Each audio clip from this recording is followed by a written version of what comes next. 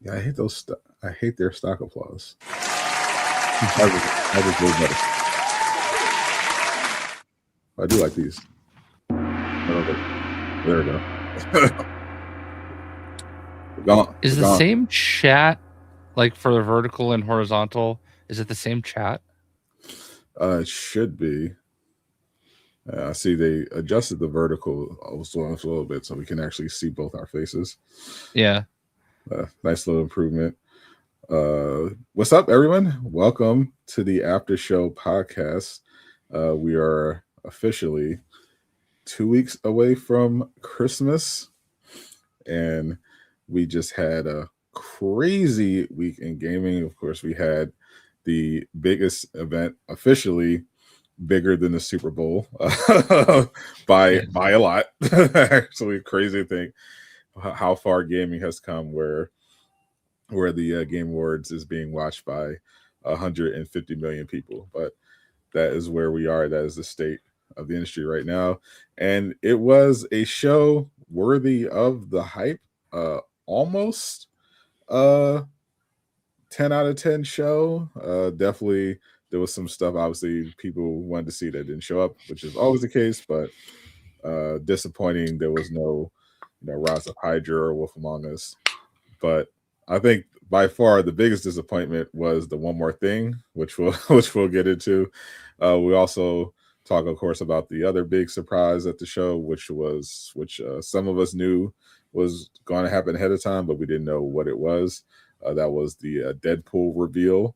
We already knew Deadpool was coming, but we didn't know they were going to drop the trailer this early. So we'll talk about that one because it was absolutely peak as expected. And both me and Jay managed to catch the Diddy documentary this weekend. Yeah, Diddy Do It, and brilliant name, and on Netflix from Diddy's biggest op, 50 Cent, and it was something. I want to talk about a little bit about that, and of course we enjoyed the sports. I enjoy real sports like basketball. Jay enjoys fake sports like wrestling. So we both had some significant stuff. We had John Cena's last match, which everyone wasn't a fan of how it went down, myself included.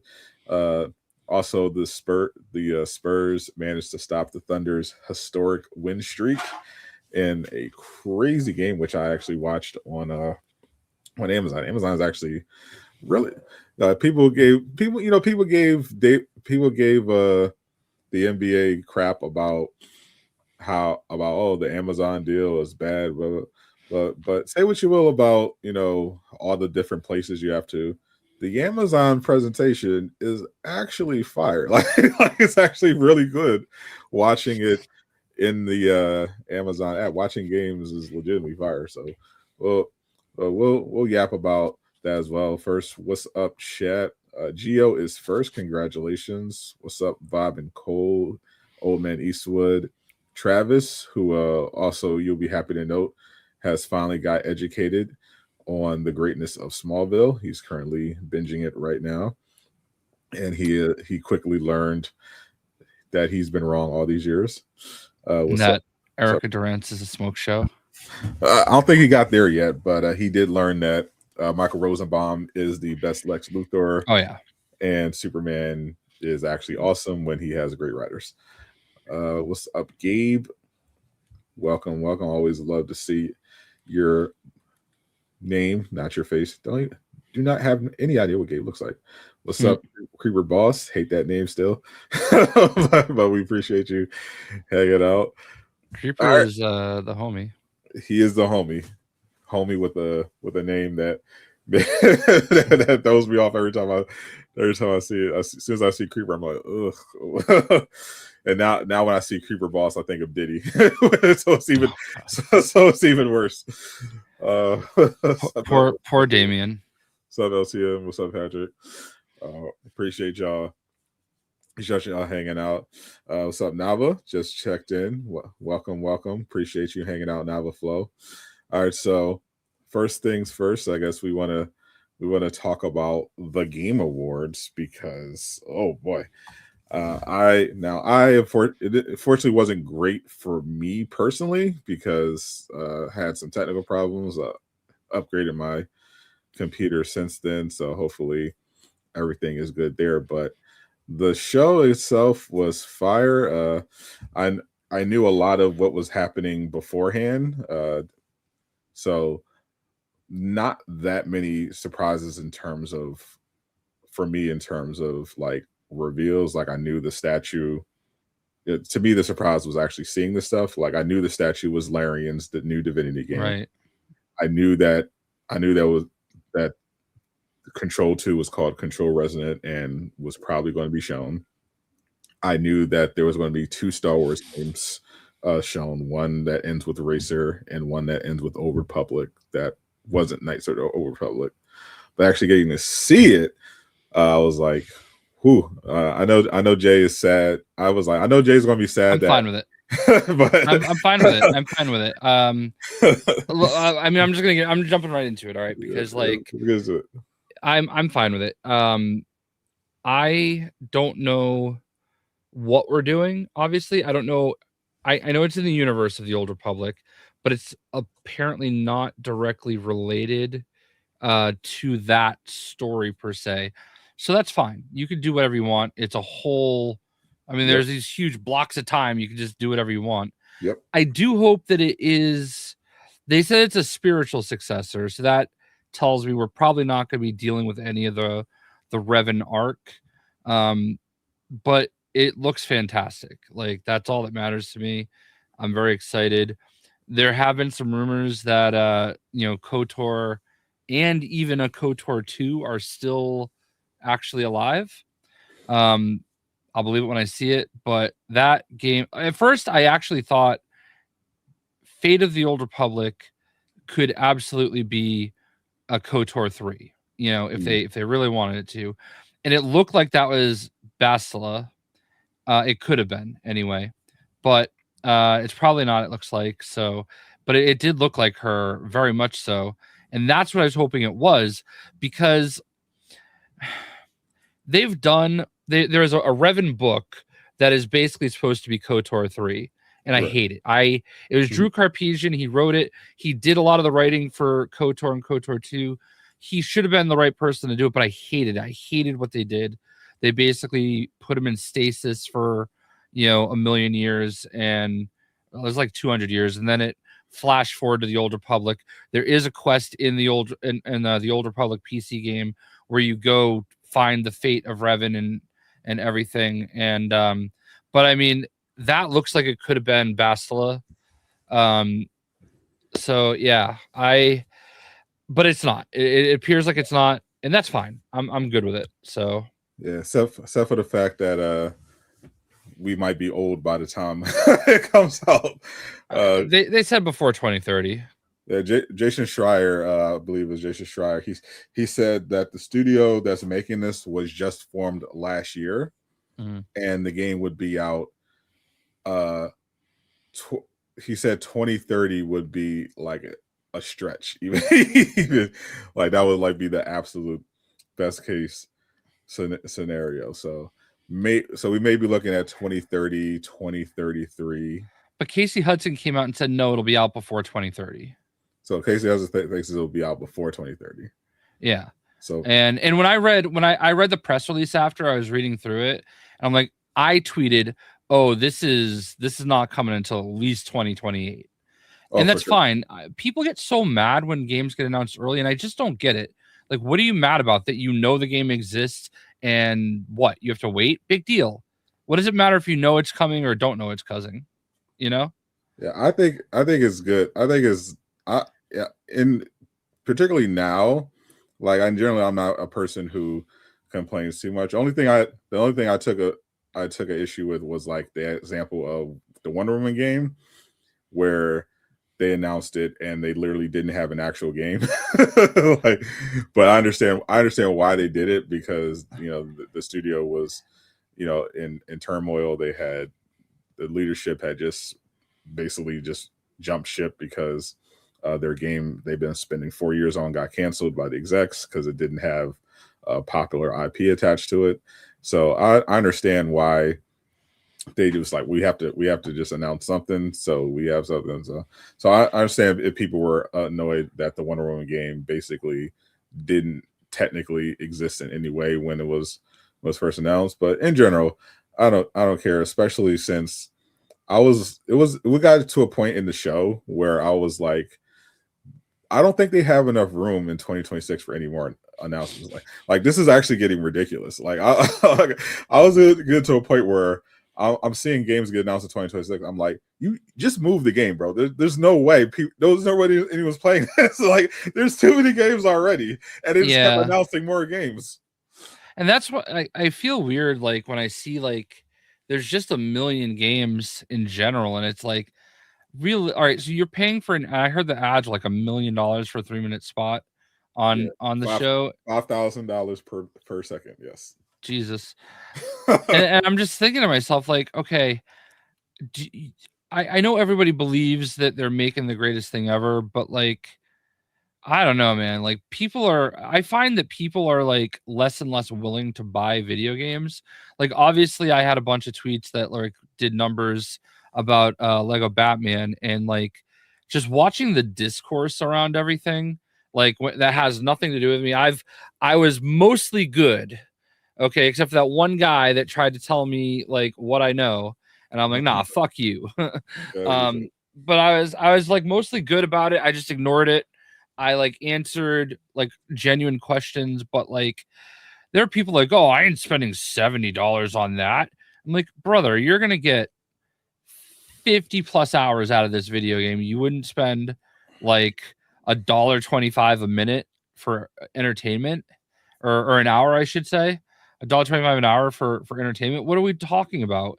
Like I really don't really understand a lot of these things. But anyway, looks like Travis is about to give back the money that that he got from Gabe, because this is an equally terrible bet. Horrific bet. Supergirl won't make 10 million opening weekend. Oh, that's easy. That's easy money. What are you talking about? I saw the trailer because that also came out last week. The trailer had like 2 million views in like 3 hours. So something crazy. There's no way. It'll make $10 million opening night. Like literally, like, and I'm not talking about the actual opening night. I'm talking about the preview opening night. The preview night, like that Thursday preview, like it's going to make 10 million. Like, what are you talking about?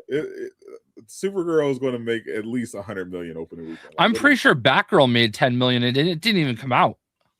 10 million is absolutely ridiculous. Like I think he just wants to give Gabe some money. Like, there's no way. That might actually be worse than the bet Gabe made. Like, honestly, because like I understand. No, 2 billion was bad. 2 billion was bad, but you can kind of see it. Like, even though you knew it was never happening, it was like, okay, it's Superman, like one of the biggest IPs ever. The trailer was like one of the biggest trailers of all time. Like, you could argue if the movie was good enough that it could, cross into that Endgame territory with word of mouth and hype. But 10 million opening weekend for a Supergirl, what are we talking about, bro?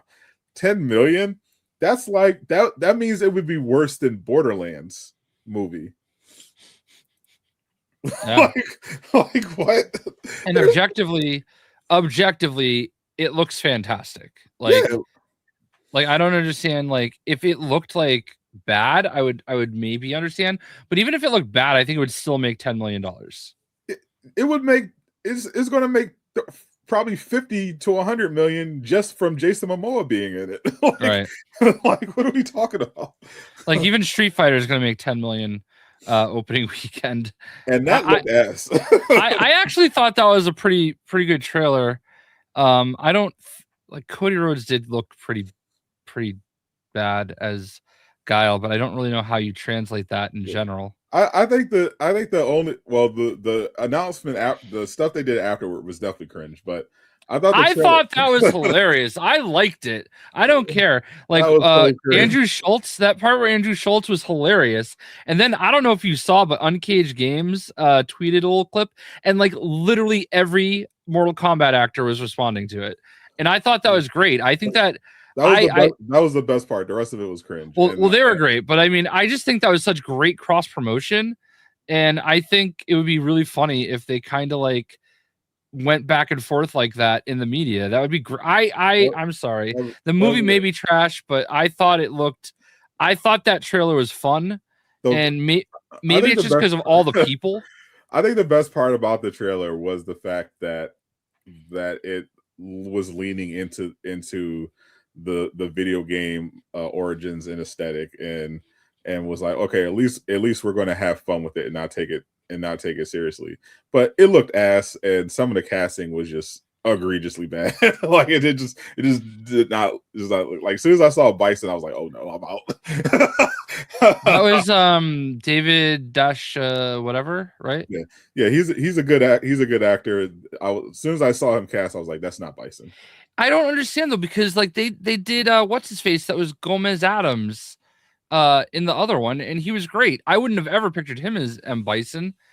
I don't know, man. I think that guy's a good actor. He's a good actor. He just doesn't look the part. Yeah, we'll see. I don't know. We'll see. I think it looked like Bison has aura. He has muscle. That guy just he looks like a nerd. Like it's like he gets like, I don't want my M Bison look like he gets stuffed in lockers, bro. like what are we talking? Like, well, you know, all the main parts are just going to be like CGI and stunt actors anyway. He just needs to be in a muscle suit, and he's fine. Like, you're not gonna. I mean, but we saw him in the trailer, and he didn't have a muscle suit. He just looked like. I only watched it live, so I mean. And it went by so fast, but no, yeah. I saw him full on in all his Bison glory in the trailer. I was like, oh, this looks horrible. Like, I'm just no way. Like, I don't know. I thought it was kind of cool seeing Roman Reigns and Jason Momoa hanging out. Like, the vibes are great. They look like they're gonna have a lot of fun. There's a good chemistry. But yeah, the actual movie I think is going to be dog water. So I can see my buddy Tim is like a massive Street Fighter fan. Actually, you know, it's weird that Mena RD. Are you familiar with him? No.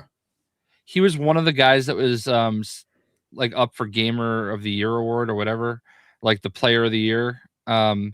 He, I think, just won the Street Fighter at Evo.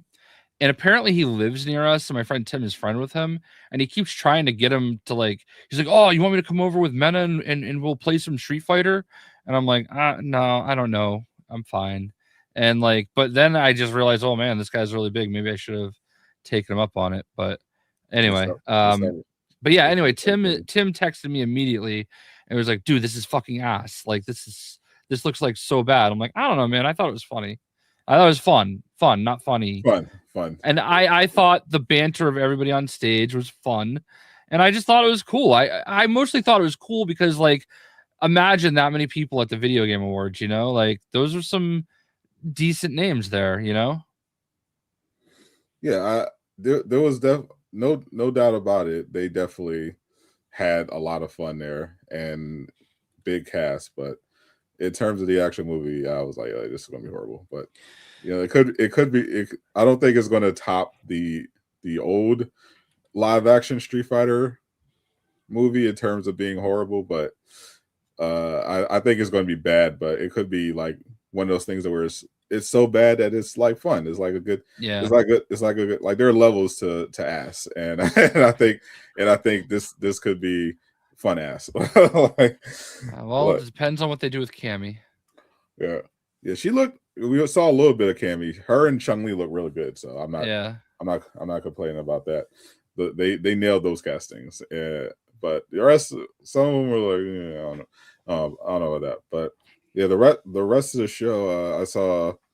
Yeah, the Divinity was wow. I mean, we don't know. I mean, it literally told us nothing really about what the game is going to actually be, except for that, like, they're going for a mature rating, because that was very gross trailer. The original trailer got age restricted. The streams did not, but it was indeed gross. But yeah, I wasn't moved by it one way or another. I was just waiting for Control Resonant, and I was not disappointed. That trailer was absolute peak. I cannot wait. I love that they added melee combat that also looks so fire. I think it was the only thing missing from Control, which I still love, but having that with the new protagonist, and the visuals, that game, I cannot wait to play that game. That game instantly shot near top of my list for 2026. That's going to be a good time. Did you play Control? I'm trying to remember. Did you play Alan Wake? No, I didn't play any of those. Yeah. I never played the Alan Wake games, but I got into Control and instantly became obsessed with it. So, and I definitely looking forward to seeing Jesse again. But that game is so good. I highly recommend anyone pick up Control and ahead, especially now that we're getting the sequel. I think the biggest thing that I want to do is finish Expedition. Bruh, I made a point. I was like, I realized Ghost of Yote takes fucking forever, because even I was like, all right, I want to see if I could finish Clair Obscur and Ghost of Yote by the Game Awards, and I finished Clair Obscur both endings, and I realized, there's no way I'm getting through Yote. Every time I try to go to a boss, this like it leads to another side quest and another quest. I'm like, this is gonna be a while, so I'm just gonna take my time on that. But I definitely wanted to prioritize Clair Obscur, because I was loving the game, and I wanted to see if it would solidify as my game of the year, because Dispatch was my favorite at that point. And then I finished Clair Obscur and was like, oh, cinema doesn't even describe how much better this game is than everything else. Wow. that came out this year, and I fucking love Dispatch. Dispatch was more fun. I would say I had fun with Dispatch, but holy shit, what an ending. I mean, Jesus, because I had got up to the second act, and at that point I was like, okay, this is definitely if this wins Game of the Year, I'm not going to be mad, because up to this point, this was great, and I'll see if it sticks to landing. And holy fuck, did it stick to landing? Did it stick to landing? Yeah. And I don't. Should I? I mean, I played the prologue of Expedition 33, and I knew then that, like, oh my god, I get it. This is definitely beautifully well crafted. And I just, other things happened, and I never got back to it. I shouldn't have to play the prologue again, should I? You don't have to. Yeah. No, I would, if I were you, I would just put it on the lowest difficulty and just get through the story. Yeah. Okay. How long did it take you to beat? I had 50 hours, but I did a lot of exploring. Yeah, no, and that's how I end up being. So, how close did you get to a platinum? I don't even know if I didn't even check the trophy. I just glanced at the end and said I had 100% completion in 50 hours. I didn't even check the trophies. Okay. The only reason I ask is because I have it on Game Pass. Yeah, I think the story, if you just go through as fast as possible, might be 15 hours. Oh, okay. Because, like, I'm debating, because there's like a version that comes with the Steelbook, but they're sold out. It's only on Amazon. It's sold out. All right, 30 hours. They said 30 hours for the main story. Yeah, that's about right. Yeah, so it's sold out on Xbox, and I'm like, I know the prologue took me a little over an hour. Yeah. And I'm like, do I really want to go through that again? And I know that like I'm at a point in my life where it's like I have enough other things going on where I don't play many games offline. Especially where when I do, it's usually grinding something. Yes. So yeah. Yeah. I would recommend get everyone who loves video games or storytelling to finish Expedition 33 at some point in their life. Yeah, I really and truly feel like even just playing that hour, that it was well deserving of Game of the Year. It gets so much better. Yeah, and that's what I've heard, and I just never kind of went back to it. So yeah, maybe I'll have to do that. The hype was happening when it came out, and that's why I was like, well, it's on Game Pass. Let me at least do the prologue and see what happens. And then something else came out at the same time, and it was doing better than that video. So I was like, all right, whatever. I'm just gonna come back to it maybe. I've made zero content on Clair Obscur. I just got it because I was like, okay, well, I'm hearing so many great things. I want to try it because a lot of people were glazing Metaphor Refantatio, and it being turn-based made me not get it. So I was like, you know what, this time around, I'm just going to get it, especially since they have the reactive turn-based combat, and everyone's glazing this so much. So let me just fucking get it and go through. And I just kept going because I got obsessed with this game. It was so, even the combat, I love the combat. I actually love the combat in the in the system. I really ended up enjoying it. But oh my god, what a story. And then they shadow drop DLC. yeah, that's awesome. And I guess there's a photo mode too. Yeah. It's funny, like it's great, but it also kind of sucks when there's a game like that, because nothing else is going to win. Right in the opening show, they had like a best I think it was like best independent game or something like that, and it was up against two other games that were in Game of the Year and two other like heavy favorites, and it won. So I'm like, okay, so those two games can't win Game of the Year now because you already said this game is better than those two games, And then like whenever any other award they were up for came up, it's like, all right, well, obviously they have to win, And that's fine. It just made it a little anticlimactic, but I did feel bad because there's one award, I think it was like best actor in a game or whatever, best voice, best acting performance. Yeah. And three of the nominees were all from Clair Obscur. And one of them was Erika Aishi for Ghost of Yote. And when they zoomed in on her, she had the Ghost of Yote popcorn bucket with the with popcorn in it, and she's just like eating the popcorn, like, yeah, I know I don't have a shot, but I'm here. I thought that was actually really funny. And it's kind of funny though, because like I feel like any other year that game would have won. I just don't. Yeah. I have no respect for, like, Donkey Kong was there for the Nintendo tax. Yes. It is a fun game. I have it. I played it. It is like Minecrafty in ways. It's fun. It is not Game of the Year. I'm sorry. Like, that is, you're thinking too hard, and you're like, well, we have to have Nintendo in there, so we have to put Donkey Kong in there. And the other one, Hollow Knight or whatever that game is, like, I just can't put myself in a position where a 2D, well, it's kind of, I know it's probably the best side-scrolling type of game that you're ever going to get, right? Yeah. But I still have a hard time putting that in that category, like I haven't played it, but I hear it's like a roguelike or whatever, or Soulsborne-y, if you will. Metroidvania, very, very difficult. And like I just don't, I don't care. That to me, you've got these like massive games like Clair Obscur and Ghost of Yote, where like there's so much more that went into making that game. I'm sorry, and it just, from every possible perspective, and that's just my opinion. I'm not saying that I'm 100% right or whatever it may be, but like, Also, can somebody explain to me best ongoing game? Like nothing against No Man's Sky, but like how? Because There's it's the best ongoing, man. I think there so is technically the category is for games that are ongoing, like basically live service games or games that get right. I continuous understand updates. that.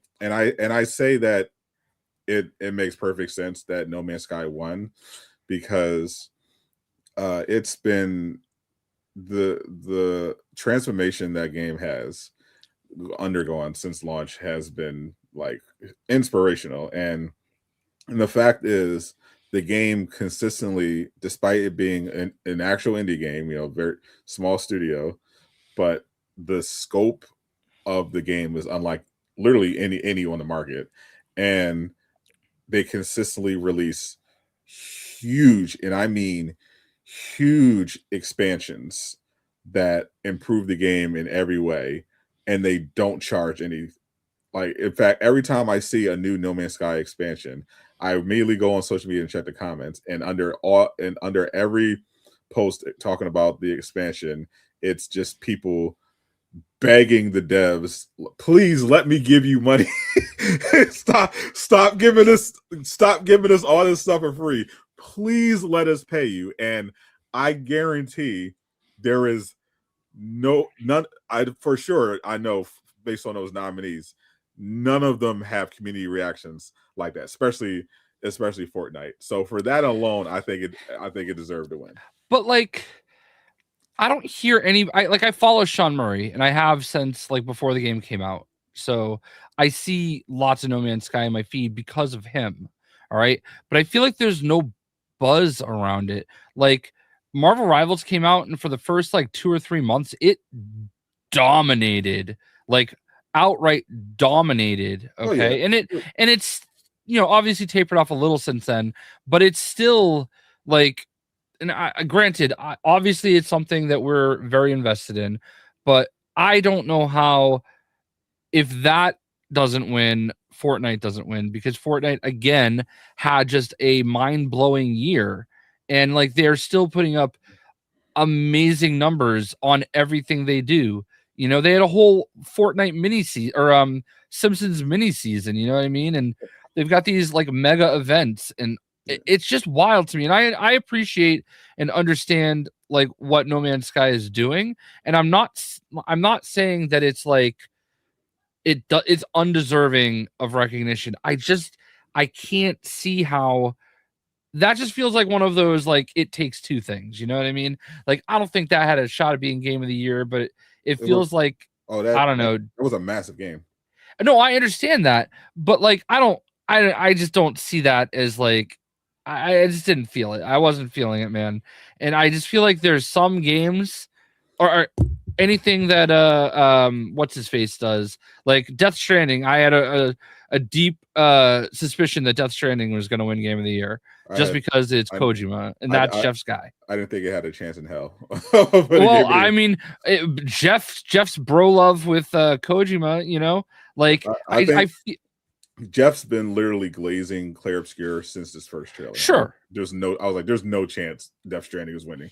And in fact, it didn't win a single category because every category Death Stranding 2 was nominated for, Clair Obscur was in it, and it got absolutely washed as it should have. Because sure, but that's what I'm saying is like anything, like I think Kojima is the most glazed person in Jeff's life, okay, and I feel like he has those people, and whatever they do is always going to get a little bit of a bump ahead. I mean, I just feel like I don't know. Maybe it's me because I am a bit of I'm a bit of a gamer nerd, but I see No Man's Sky every time No Man's Sky has an expansion, I see it all over my feed. Like I'm looking because I'm going through all the gaming news. I see all the gaming outlets cover. I see all the people all these fans talking about it, and all the memes about please let me give you money, all that other stuff. So when I saw No Man's Sky win, I was like, I'm not surprised because as Geoff not mentioned, it kind of just wins like a lot of every year. It's I think last year it won best community support, and that's a better category for them. I think if you said that, I would have been fine. I mean, it definitely deserves both objectively. I mean, like the because it's not even just, oh, it's good for an indie game. Like it legitimately, not only is the game legitimately like massive in terms of scale. I mean, literally, it's an infinite universe game, but it's the fact that the expansions are, it's not just, oh, new skins or a fun new event. Legitimately giant expansions, like insane expansions that Destiny would probably charge $300 for. But isn't a lot of that procedurally generated though? It doesn't make it less impressive though. I mean, if you're a good coder. If you're a good I mean, everyone who makes good games is a good coder. The point is that the scale of the game and the quality of the content is consistently highly regarded and very, very impressive. Like it's really impressive what they've managed to pull off all these years with the size of the team that's working on the game. I don't dispute that whatsoever. I just feel like, best ongoing game. I don't know, man. I think the community support you could sell me on. I'd be like, all right, I get it. Everyone lost to the gacha game. Yeah. Withering Ways, all the gacha fans showed up for that one. That and audio design were the only categories Clair Obscur lost in, and they lost the Battlefield, right? They lost audio, the Battlefield 6, and Battlefield has always been an audio juggernaut. That has always been one of their specialties. Yeah, there was no way to win that. And then the fan vote always goes to the gacha game. But I'm glad Dispatch was up there. It showed how much love there was for it. But just kind of hard to beat waifu games when it comes to the fan vote. Most of the categories I was fine with the outcomes. I did hear people try to make the case that maybe they should adjust the best indie game category to apply to games made by people with like three or less, or like really small, because these indie games are getting better. Silk Song, for example, isn't an indie game, and Hollow Knight was very much an indie game when it came out. But I think is Silk Song and Hollow Knight the same thing, or Hollow Knight was the first game, Silk Song was the sequel. Okay, gotcha. And the first one, was it legitimately an indie game, and then it sold millions and millions of copies. So now even though they started as an indie studio, they don't have indie money anymore, so there's a case to be made in some instances where maybe they should have the indie category reserved for more like bootstrappy, like self-published games and stuff like that managed to break through. And I think that, and maybe, I think that'd be more fair, like, because Clair Obscur, even though it was impressive, it was made by a studio. Technically, I had 30 people, but they also outsourced to several hundred people, and it was founded by former Ubisoft industry vets. So there was more production value, but still reportedly less than 10 million budget, which is still good. But I think it would be more fair for like the indie category to focus on like 3 people made it. Like, I think that'd be more fair. They were also part of the Xbox Game Pass machine, because I remember when I went to the Summer Game Fest 2 years ago, that's when they announced it, and like one of the patches I got for the Xbox jacket was Clair Obscur Expedition 33.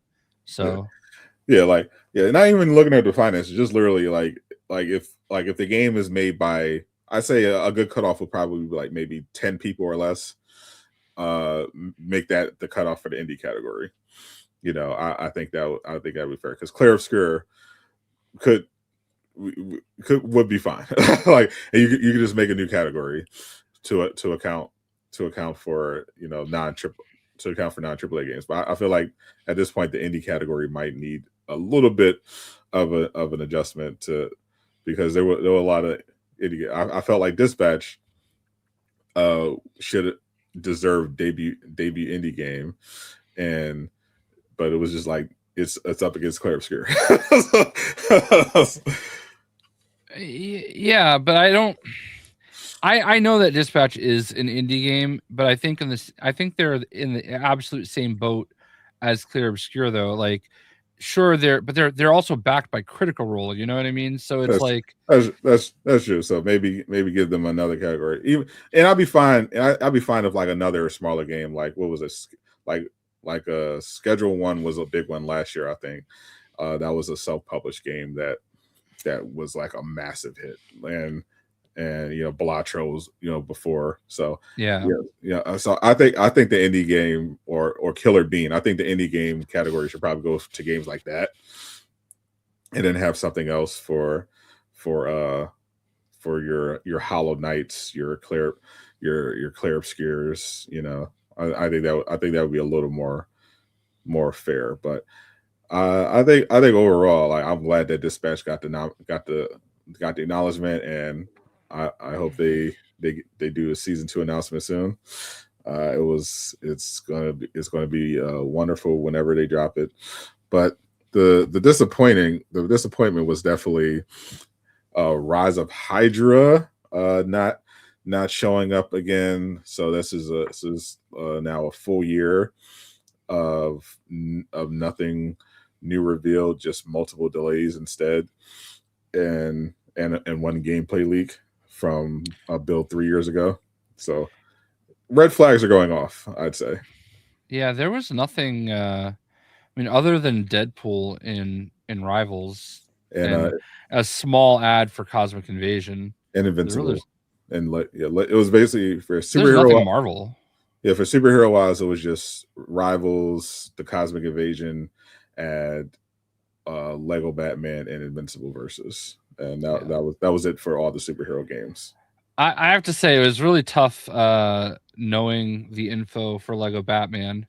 I knew it was coming. I knew what the release date was. If it makes you feel any better, all this leaked online before the show. Oh, I know. I actually emailed Alan because Hulu was already running the ads. Like they've been running the ads all day. Like somebody messaged me and they were like, "Hey, I just saw is May 29th real? Like I just saw an ad on Hulu for Lego Batman." I'm like, "Oh, can you send it to me?" I'm like, "Oh." So I emailed Alan like, "Are you guys aware they're running this ad on Hulu?" He's like, "No."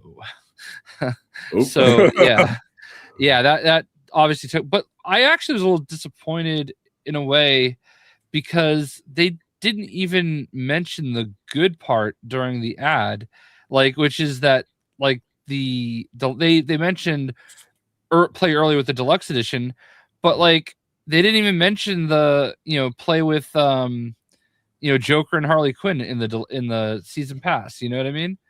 They didn't, or Batman Beyond, or Nightwing. Yeah, well, Nightwing was in the trailer, so I don't know, man. I was a little curious as to why they did it that way, but the reaction to it has been weird. People can't get over the play as 7 characters thing, and I don't think people understand what this game is.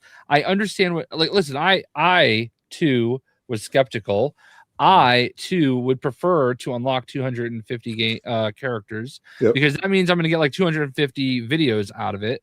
Okay, but look, it's a tribute to the legacy of Batman. Oh, that's awesome. So like we're playing through the movies, some of the animated series stuff, TV shows. Like this is a Batman game. All right, it's not your traditional Lego game, and that's fine. It's fine. Okay, I don't understand why people are losing their shit because it's not the same thing. I do understand. Trust me, it'll have been 4 years since the last Lego game, and they used to be closer together. Trust me, I'm feeling that in my pocketbook. There are no money bags anymore. and now there might be even more questions in the future because of the whole Netflix deal. The first thing I did is I texted my friend when that got announced, and I was like, how you feeling about this? And he was like, 6, 7. Yeah, I don't want to say too much because I don't want to I don't want anything going back to him, you know what I mean? But I just feel like I can infer that think people are definitely a bit uneasy. Well, everybody was talking about how they were just an afterthought to Netflix, and that makes sense. It's just an extra asset they're getting. That doesn't mean they're just going to be like, oh, off with your head, bye gaming. No, at worst they could turn around and sell it. They could at least get $2 or $3 billion on a bad day, on a good day, or a bad day, I should say, for the studios that make OW games. They could probably get well more than that. Sure. At worst, they're just going to spin it off to someone else, which I don't might even be better. You know what I mean? What if Sony or Microsoft or whoever gets wind of they're just trying to offload these assets? You're telling me there wouldn't be a ton of people lined up to try to get NetherRealm, TT, and Rocksteady alone? Just those 3 studios? Forget everything else that they have. Oh, so I feel like they would probably between them would probably more hype for Avalanche and NetherRealm. Oh yeah, Avalanche. So there's those 4 alone though. They would want them because say what you want about TT Games and everything, but when they put out a game, it sells. It's a high seller. They make money. Yeah. People have feel how they feel about MK1, but still made a lot of money. It sure did. So Mortal Kombat's still popular IP. Yep. So you can't tell me that somebody wouldn't line up and help them recoup some of that 80-something billion dollars they're spending, But who knows? I guess Paramount's trying to do a hostile takeover. Yeah, they're trying to call in a favor with their buddy, the Orange Man, to try to block the deal or something. So I don't know. It's the whole thing is a little shaky. We'll see how it plays out, but it was at the very least, it was definitely disappointing that they basically put no value in the gaming division. It kind of seems just irresponsible, not even just annoying, just how out of touch can you be? I feel like that quote is being taken the wrong way. I don't know. I feel like there's obvious value because it's an asset that you can turn around and sell at worst. You know what I mean? If they don't want to deal with it, because I definitely know firsthand that their gaming attempt was very bad, and they had no idea what they were doing, and maybe they just admit, yeah, we didn't know what we were doing, and now we have an established thing with established people that are running it, and maybe we put them in charge of Netflix gaming, and we're able to make this a viable thing. But it wasn't what they were after. It was just part of what they got. That's the way I interpret it. I interpreted the way he said it, which is who gives a shit? We wanted the IP. We wanted HBO. We wanted the IP. We don't care about this gaming shit. Right, because they're TV people, they're movie people. I understand that, but deep down in the end, I don't think, as bad as it sounds, maybe I'm just being way too over hopeful, but I don't think this means, oh no, they're done. They're just going to close everything and fire everybody. You know what I mean? No, they're obviously going to turn around and sell it. If they want nothing to do with it, it's just something that they got in the deal that they didn't care about. They could easily get a ton of money for just those 4 studios. You know what I mean? I really and truly believe that something good will come out of this in the end. I feel like if they truly don't want it, those studios the bigger ones will get sold off. I feel like job losses will be unavoidable. Maybe, for sure, but for sure, there will be losses because every I don't think they'll be able to get bidders, but I think they'll close down some of them, and then they'll just be like, and then they'll take offers on the ones that'll probably fetch something, which is like the four I mentioned. The four I mentioned, but the support studios, I think they're shit out of luck. Yeah, and that's very possible. Like, but honestly, as long as those core four survive, all right, so maybe WB Montreal hits the chopping block. That would suck, but that's GG to the DC game they have working on. Unless they can, I still feel like they would just roll everything together and put it in one big bundle, and then it would be down to whoever acquires to do all that. You know what I mean? Yeah. I don't know. I just think that, like, at worst, we're gonna see somebody else pick up WB games. I would hope Sony would buy them, because obviously the whole acquisition was well outside of their budget. But I think depending on what Netflix wants for WB games, that could be within Sony's price range, and I wouldn't mind, because they definitely need to make up for that Bungie acquisition, because that ain't working right now. I doubt you played any of the new expansion. None but it is the best thing Bungie has in ways. Like, they just should make a Star Wars game. Like, it's so, I've really enjoyed the like story parts of it, and how, like, my character looks like Boba Fett and I have a lightsaber and all that, and like, they're still amazing at making these levels. They absolutely mailed it in on some parts. Like, there are some parts that there's no dialogue, and I'm like, what is this shit? Like, no, you're Bungie, you can't make me read all this. Like, no, this has to be voice acted. There's way too much reading, and there's way too much go here and get this and bring it back to me. They absolutely padded the length a little bit, but the good stuff is really good.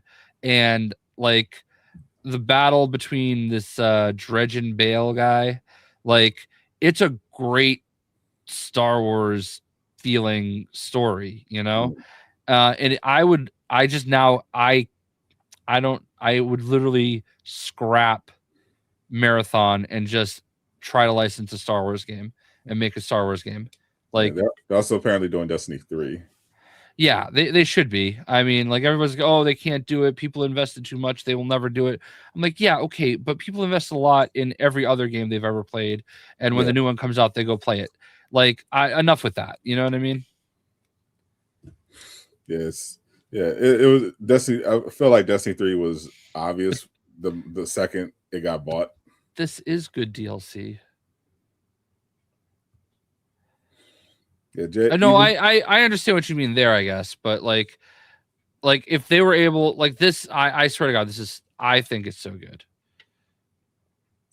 I do agree that they should make a Star Wars game. I think that'd be really good for Bungie. I think it'd be right up their alley, and we definitely need more Star Wars games, because as we saw, like, there's still a lot of demand for Star Wars games, and I feel like they've been like the best thing Star Wars related since the Disney acquisition has not gone according to plan. even Outlaws was actually not that bad, Like, if that's the weakest, like, thing that you're gonna put out, like, then we're in good shape. Like, I really enjoyed Outlaws. I liked the characters. Is it the greatest game ever? No, not necessarily, but it was a great Star Wars. It was a really fun Star Wars game. Yeah, Matt. I think it would have been so much better if it had came out after Ubisoft decided to stop disrespecting their customers and take the releases seriously.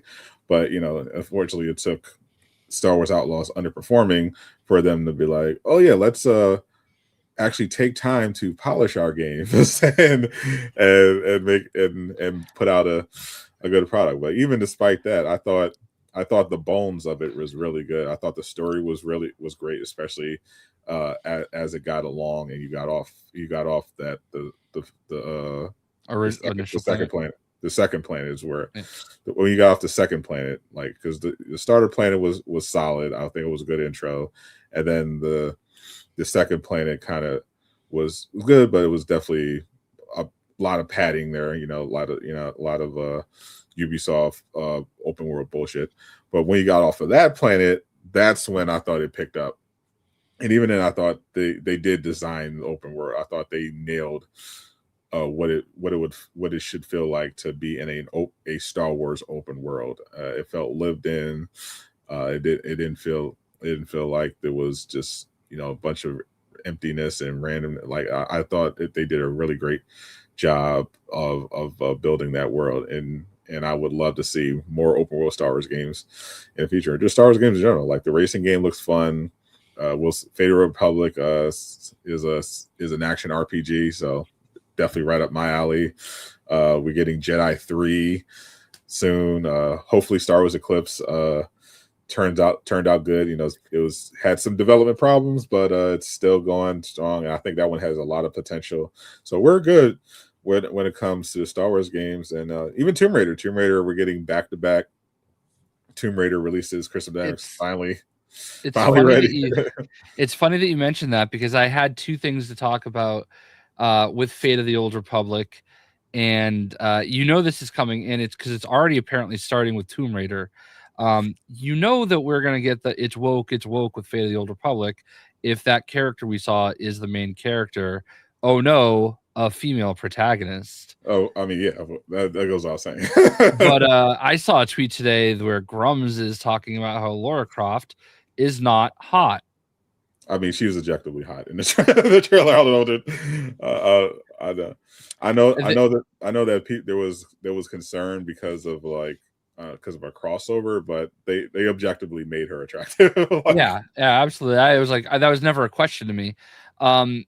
Also, we haven't even gotten into Marvel Rivals Deadpool yet, which we knew was going to happen. We knew there was a trailer. I assumed it was going to be Deadpool, and it made me feel like I always said that Deadpool, they didn't have to put him out anytime soon, because he was kind of like, he was always like a contingency plan. He was just there as a big red button. Yeah. And oh boy, was I right about that, because not that they need to do it right now, but like putting him out a year in is perfect. And obviously they featured him so heavily in the biggest show of the year with the biggest spend they're going to do of the year. And by the way, the top 10 trailers of the Game Awards has just come out, and coming at number 10, most watched, most viewed, and their method was the top 3 uploads combined for each trailer. Number 10, Control Resident. Number 9, deserve to be higher, Lord of the Fallen 2. Number 8, Divinity. Yep. Number 7, Total War Warhammer 40,000. Yeah. Number 6, Street Fighter movie. Number 5, Star Wars Fate of the Old Republic. Nice. Number 4, Phantom Blade 0. It was peak. Number 3, Tomb Raider. Number 2, Resident Evil Requiem. Great trailer. Number 1, Marvel Rivals Deadpool. Of course. I mean, it was an absolutely insane trailer. By almost a million more than number 2, Resident Evil. It makes perfect sense. Yeah, not only was obviously Deadpool, more famous than all these, but the trailer, because before they had to do for the season 5 trailer, they did an homage to the season 0 one with the more still animation, so they didn't do like the flashy stuff like they did with the Blade and Jean season. But for the Deadpool trailer, they went right back to just flexing their showing once again that Rivals deserves to have its own anime. And yeah, oh my god, it was so fire. Yeah, I mean, did you see what I did? I have this like propensity to like, if it says Marvel Rivals on it, I'm probably gonna buy it. Yeah. Well, what'd you do? I just got these. Ooh, the Rocket Raccoon. Not surprising. I ordered the McFarlane Marvel Rivals Venom. I pre-ordered it. There's your favorite character of all time. I knew it. Jay will never be able to deny it ever again. He loves Squirrel Girl secretly. So there's that. That is indeed what we call Sakuga. That was what does that mean? That is a term used commonly in anime. It refers to the parts of an animated of an animated program, show, or movie where the animators are like, okay, time to flex a little bit, spend some of that money, so they'll have like, it will be like really big flashy scenes. They'll maybe experiment with different animation styles within different scenes, just really flexing their creativity and budget. That's what we refer to as Sakuga. This is how you find yourself off my friends list and never in game on stream. Just a heads up, I am usually pretty fair when these new characters come out. You're instantly right? I will not be fair when Deadpool comes out. Fair enough. He is for me, and he is not for you. And he might be the only character that I ever. Of course, I might be as bad at him as I am as Rogue, but I gotta say, Rogue is like one of the first characters where I completely understand why she's 5 stars. I feel like every Rogue I go against has fucking Ultron bot strapped to her booty and like sniffing it hard, and I can't do anything to them. But then I'm freaking Rogue, and I like no support, and I'm insta dead. So I within a couple of games, I figured out Rogue for most part, and I was going absolutely crazy in ranked. I was talking about your video when we did a community night customs last night, and one of the people, Mio, I was watching them play Rogue, and they were like, I was like, oh wow, I don't think I could play this way, but I understand why you're doing so well. Like I don't know that I have the patience to do what you're doing, and I understand what you're doing because I've played her, but I don't know if I can play that way. You know what I mean? Yeah. So yeah, because Rogue is a lot about patience. Yeah. Because they made it, and I think this is something to adjust. Her cooldowns are very long. Way too long. Thank you. I'm glad I'm not crazy. Yeah. She's designed for people who are really good at cooldown management and timing their engages. So yeah, if you're missing if you don't know how to use those cooldowns or your timing your engages, you really got to make them count because she really needs them. So if you miss that power steal, you're fucked. Yeah, and so I try to hit it and prioritize, but mainly for what I use Rogue for is like the kidnapping aspect. So I make sure I have those 2 cooldowns ready so I can potentially jump in and pull them in with the AoE, because that does AoE damage and is like actually surprising a lot of burst damage. So I like to hover in the air, see what's going on, and then if I see an opportunity to go out of support, I'll just kick them, dive on top of them, use the pull AoE damage, pull them in, punch, shield, punch, get out. Yeah, like it's real. She's really strong, but combo and team dependent. Like if you don't because she's a brawler type and she has those long cooldowns, you need a second tank that's like kind of the main tank, and you need good supports, because if you're not getting enough healing, it's going to be a little tricky. Like because you're going to have to not brawl as much because she doesn't have that much sustain. Like that shield goes down really fast. It comes back fast, but it goes down really fast. Yeah, I really don't like the way they handled her shield. Whereas, with Strange, he could just hold it up until it's gone, Yeah. And then it feels like he gets it back right away.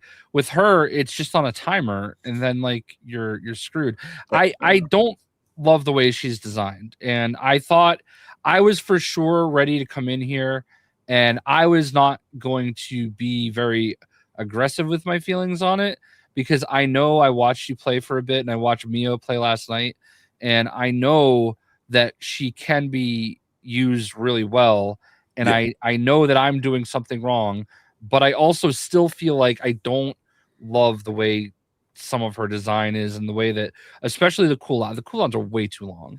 Yeah, I agree. I think the foundation of her design is really good. I love that her and Gambit are like high skill ceiling characters. I do feel like they did a better job with Gambit in terms of playability, but I think that once she gets tuned up a bit, she's going to be, because I think right now she's already hard meta. Like it just takes more skill to get value on her. But Yeah. I think she's going to have like a Human Torch situation where but even better. Like she's like Torch when he launched was dog shit, but but when they tuned him, then he became like Thanos. Then they had to roll him back a bit. I think Rogue right now is hard meta. Like she's like high B, low A tier, and if she gets the right buffs, she'll be like, she potentially be God tier. So I do think they should definitely address the cooldowns, and I would love them to improve her shield, because not only does it run out fast, it doesn't absorb it blocks. It absorbs incoming projectiles, but you still take damage. So I think Yeah, I thought it was crazy. Yeah, so I think they can improve that aspect of it to just don't need to go overboard, but definitely reduce some of her cooldowns, improve her shield, and maybe give her a small buff to her base melee damage. And I think she's fine. Well, for some reason, one of the things that drives me nuts is like, I don't know why, but I keep pressing B like the second I spawn, and like now I gotta wait 25 seconds to use her steal again. It's reflexive because you want to, because when you're getting out spawn, like when you have a character that has dashes, you like want to That's exactly what I'm doing. But the problem is Rogue doesn't have like good dashes. Like with Blade, for example, when I'm coming out of spawn, I go into vampire mode and double dash, and I'm just launching, and then by the time I get to the fight, I have both my cooldowns back. I have both my dashes back, and he has the ability to get them back by holding block. So whereas Rogue, the only way she can reset any of her cooldowns is by getting a good suck off, so on someone that she can't get an ability from. So even that is a trade-off. So like if you suck someone off that has the right ability, you get their ability and all the other thing. But if you suck someone that doesn't have an ability that you can steal, then you get your L1, the shield. You can refresh that. So it would be nice if she had another either another movement ability or get like lower cooldowns for some of them, because I do wish she had better movement, because she should be able to fly permanently. That does annoy me, but I do want her to have some better movement that's not tied to her sucking someone. Yeah, she kind of reminds me a little bit of how I felt playing the Thing, but worse. You know, like I was not pleasant to be around during my Thing days. No, you were not. But I've most of my gameplay with her has been during Annihilation. Describing her abilities. But like for me, I just use it during Annihilation, and one of the things you get towards leveling her towards Lord is, you know, sucking off other characters. Yeah. So, and when I miss or when I accidentally hit, you know, B or circle right away, it's annoying, you know. I would almost rather die so I could just come back and have it back. Yep. So yeah, I think that's a great way to farm Lord on her. It's a good time playing her, in Annihilation. I hope I've actually do had that. some crazy. Sorry, I mean to cut you off, but like I've actually had some crazy situations in Annihilation where I have no idea how I just rolled off a 15 kill streak, but I just kept spamming buttons and shit was happening. But I've also had a lot of things where I'll hit her ultimate and I'm dead in 2 seconds. So it's a weird way to play. It's tricky. You got to time, especially in Annihilation. I found like I feel like ideally I like to time her ultimate in Annihilation when Gambit ults, so I could combine, so I know that she's going to live it and be able to do more damage. Like the Gambit team up makes her so much better. Yeah, it's. I actually, like, when I was playing her on my like quick play stream Friday night, I was getting a little mad at everybody because every time I got on Rogue, Jay got mad. What? I no, like legit, like I felt like every time I played Rogue, the people I was with decided they hate me and they want to see me get mad. So I kind of got to a point where I was like, you know what, fuck this. I'm tired. I already streamed for 4 hours earlier. I'm done. I'm out. Actually, when Vodka said he was done playing, I was like, yeah, if he's done, I'm out. No, don't blame Geo. It was just a general thing. I felt like people, if I was off Rogue, if I was trying new things, like I was playing, you came in when I was playing the Clanker, right? And I was doing that because I feel like that's like necessary right now. Those 2 drones are huge and it feels like they don't die very easy. You know what I mean? Yeah, I understand, because I think ideally, especially since you're playing with people, you would hope that they would accommodate you by building their comp around you trying Rogue and trying. You would think. You would think like I would be like, yeah, like if you're playing Rogue, I'm like, okay, I want to make sure Jay has a good main tank like a Mag or Emma, and then strong support behind him. Definitely a Gambit, 100%, and like a Sue, and maybe even go triple support with add Ultron on top of that. Geo, Sadot would never like think of you again if he saw that. It was very cringe. I don't want to show him that. Oh, I love cringe. So I will say it was kind of cute today when Geo posted this video like getting ready for the customs last night, and I was like, oh, I should probably subscribe to his channel and be a nice guy.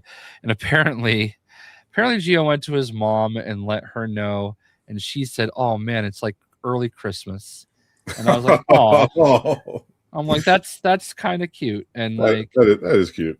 I will say, like, I was talking about like the Lego Batman thing. There was like this one guy that was like basically it was like such a shitty comment that somebody said, and like they're basically like telling me that I'm only saying this so I can get a free video game, and I'm like, no, first of all, fuck you. All right. Well, but like there was another person respectfully. With no respect intended, which is actually one of my favorite things to say sometimes. Yeah. But there was somebody who they had like it was such a nice tweet, man, and it made me feel really good. And like it's kind of wild how like there's just not enough of that. Like somebody was like, they were so excited about the game. And they were just basically tweeting that they pre-ordered it, and they happened to tag me in Blitzwinger, and we both liked the tweet. And then he like took a screenshot of that, of both of us liking the tweet, and he's like, I'm literally crying. These they were like my childhood. I was 4 years old in 2009 when I played my first Lego Batman game, and now I'm 20 and I just pre-ordered the 4th one. And like these people like meant so much, and it means so much that you did this. And like there's times like that where it's like it still kind of hits me, and I feel like, man, I did something, you know what I mean?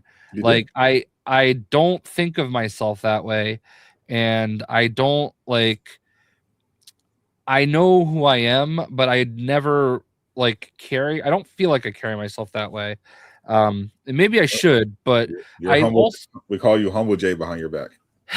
yeah, definitely not to my face. No, But like never. yeah. But like it's just kind of like wild why that like I don't know, man. I just don't understand. It's so easy to say something nice, you know? And like people like spend all their time like they sometimes I feel like they also just look at me as like, oh, that's somebody I can punch. You know what I mean? Yeah, because it's actually easier to just be an asshole. Like for Yeah, and I some people, at least for a little bit of time, like actually it's wild. The tweet that I remember 2009 playing Lego Batman, whatever. I quote tweeted that with Batman winking, okay, and that's when he got excited and everything. For some reason, that tweet has 82,000 views, which is crazy because it's a nice positive tweet, and I don't even know why or how it has that much attention. You know, I don't know, man. Because maybe there's a legit demand for positivity because Twitter is definitely full of negativity. Yeah, but like I don't know. I had a few tweets though that were not. They didn't respond as well. But yeah. Anyway, I don't know, man. I just that kid. Hold on. What did he say? He said, let's bring it. Let's bring this is. I'm not gonna lie. This was definitely a one of my all time. Definitely a good one for me. That's probably because your standards are low. I can totally see you say that this game is better than the 3 Marvel ones or DC supervillains, which is obviously nonsense. Besides, you're a YouTuber and gets a free copy. Your job is to say this game is good, no matter how bad it is. And I'm like, first of all, fuck you. like no, that is not how this works. Okay, it is not. And I did block this kid. Like I honestly just blocked and like you know what, man? It's just like what the hell? I've always been real about what I say. Like it's whatever. But like the amount of people that like kind of actually came to my defense here was nice. So, but yeah, but my official policy now is play the game or don't. Okay, yeah. Shut the fuck up. Play the game or don't play the game. You know, if it's not for you, it's not for you. Not every game is for me, right? Like, and I can admit that. I can say, all right, this isn't for me. I want it to be for me. Like we did that today. So Gio's been begging me to play Lego Fortnite Odyssey, okay? Right. And they just did this big Lego Ninjago update, and I hate Odyssey. Then what? It's in Fortnite. Like you don't know what Lego Ninjago is? Nope. Okay. Well, Lego Ninjago is basically one of Lego's big brands, okay? And it's huge, believe it or not. There's cartoon and all that stuff. But yeah. But essentially it's crossed over into Fortnite now. Okay. And it's a big deal. And you would think that the Lego Fortnite stuff would be right up my alley because I've done all the other Lego games and I would just try to get as much content out as I can. But I hate Odyssey. It's basically like a Soulsborne Minecraft, okay? And it makes no sense that it would be like that. And then so we're doing some of this stuff today, and I like Gio's dream come true is Make-A-Wish Day. Like I let him lead everything. He's like, where are we going? What are we doing? Tell me what to do. I don't understand. And no matter how hard he tried, it didn't make sense at all. All right. And there was like one part of our quest where we had to like walk 3,000 meters in another direction. And there's like dragons and like monster things in between us. And if you didn't like have all this extra stuff, you couldn't even get there. And there's no guide on it. Like it's so poorly designed. And I hate it. I hate it. I don't want to play it, but I should want to. But they made it so complicated and it's so stupid because it's Lego. You're supposed to be like even Minecraft is accessible. Yeah. Even Minecraft has a way to play it without all the like restrictions, you know? Like, what are we doing? I have heard though, and this is why I'm not too worried about TT Games, and I have heard there are rumors, and this didn't come from anybody that anybody knows, Of course. but that the Lego folks are not that thrilled with the non-TT Lego stuff that's been coming out. So I think they're, assuming they survive Netflix, I think they're pretty safe. But I will say, I assume they'd be safe. I mean, it's fucking Lego. yeah. But I just hope this blowback, like on, oh, you can only play 7 characters, doesn't affect them the way, oh, I want to play the Justice League and not the Suicide Squad. I don't think. I think because this is something I noted in my coverage of Lego Batman.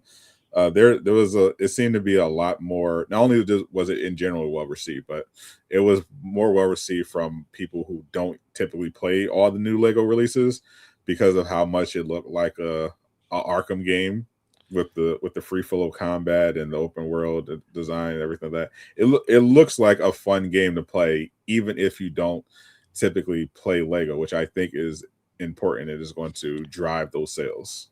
That's exactly what I'm hoping for. That anybody that is like, oh, if I can't play as fucking Killer Moth, I'm out. Like, I don't give a shit about any of that. Like, I legitimately am looking forward to playing Lego Batman 4. And that's the thing, like, that makes it so easy for me is I've played it. And not only have I played it, I could have played it again in New York. And I watched people play it, and I listened to them after they played it. Like, I went out on the floor and watched people play in Germany too. And like people were really excited to get their hands on it. And I understand it's different. And I understand, hunting for suits is not the same as hunting for, Killer Moth. I keep using Killer Moth because like there's like this big like cult of Killer Mothists out there apparently. Well, I don't think he's been in like the last few games, so I get it. But like, trust me, like I literally have an Atrocitus figure sitting on my desk at all times looking at me, right? And I have a big Will tattoo, so I get it. Exactly. So it's like, I understand why people want those characters. I understand why people love that style, but just let them try something new. Be like constructive criticism. Hey, look, I understand this is what you're doing. It'd be really cool if we go back to the old way after, but like, this isn't changing. Like it's coming out in 6 months, no matter what, Yeah. And who knows? Well, I have a good feeling that it's going to be very well received, and no one's going to care about the character count except for the hardcore complainers. And that's also worries me a little, because I feel like their next game is going to be Harry Potter, and I'm saying this not knowing anything. Like, I legitimately do not know what they're doing next. I think it's a safe assumption based on how big the Harry Potter RP has gotten. Even more, I mean, it's already huge, but now it's after Hogwarts Legacy, And I'm not a big Harry Potter fan at all. And the other Lego Harry Potters, I have played them, and I think it would benefit from having the newer style, like character grid and everything, and being able to play all of them. But like, what are you gonna do? Play as every student? No, it would make sense if they had a streamlined Lego Harry Potter where you're only playing as a certain core characters and not just a name, just the significant characters, but that which is still a pretty significant amount of characters that they can throw, even if they stuck to like the name ones. Right. I can tell you for sure though, they are not going to be making Lego Game of Thrones. I can confirm that with actual conversations with people that work for them. You know what I love? I love it that they have actually embraced that I am the voice actor of Darkhawk. As they should. Yeah. It is like every time I like kind of tweet that, and it's because I know the guy that runs the Twitter, and I talked to him about it in person, but they've embraced it. So I always feel a little uncomfortable, but at the same time, I understand that like there is not a voice actor for him, so it's pretty funny. It's a good meme. But so I thought the Batman presentation went well, but one presentation that did not go well was the One More Thing, which I think was the one glaring flaw of the show. Like, obviously there are people who are going to be disappointed no matter what, because I feel bad for them. Half-Life 3 and whatever, or GTA 6. All those people are always going to be mad. But I think in this case, Geoff set up Highguard to fail. Yeah, I know Geoff.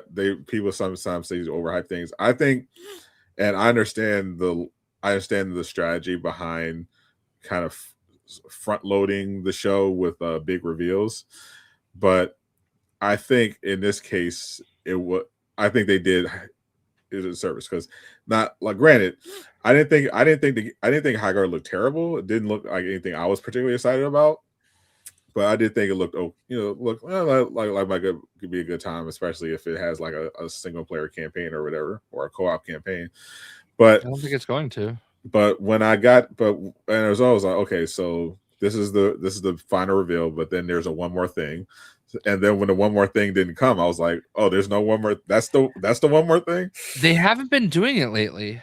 Like, they're like, okay, this is it, and they haven't been like, going to the one more thing. I think closing the show without like a significant reveal is a mistake, especially since this was like a live service game. I think they did it a service, because we're already seeing like the trailer's massively disliked, and I don't think this would have happened if it was earlier in the show. Like I think that especially it was kind of weird, because he had like a couple perfect trailers that would have been great as the final one. Fate of the Old Republic. Fate of the Old Republic, the Divinity statue mystery, that or the 2 Tomb Raiders. Those were, either of them, Control, Resident, all of them would have been great one more things.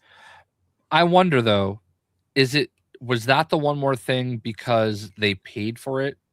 That's my guess. Yeah, and if that's the case, they misjudged. But the question also becomes, if they were in like the middle of the show, or even like the last quarter of the show, would we remember them?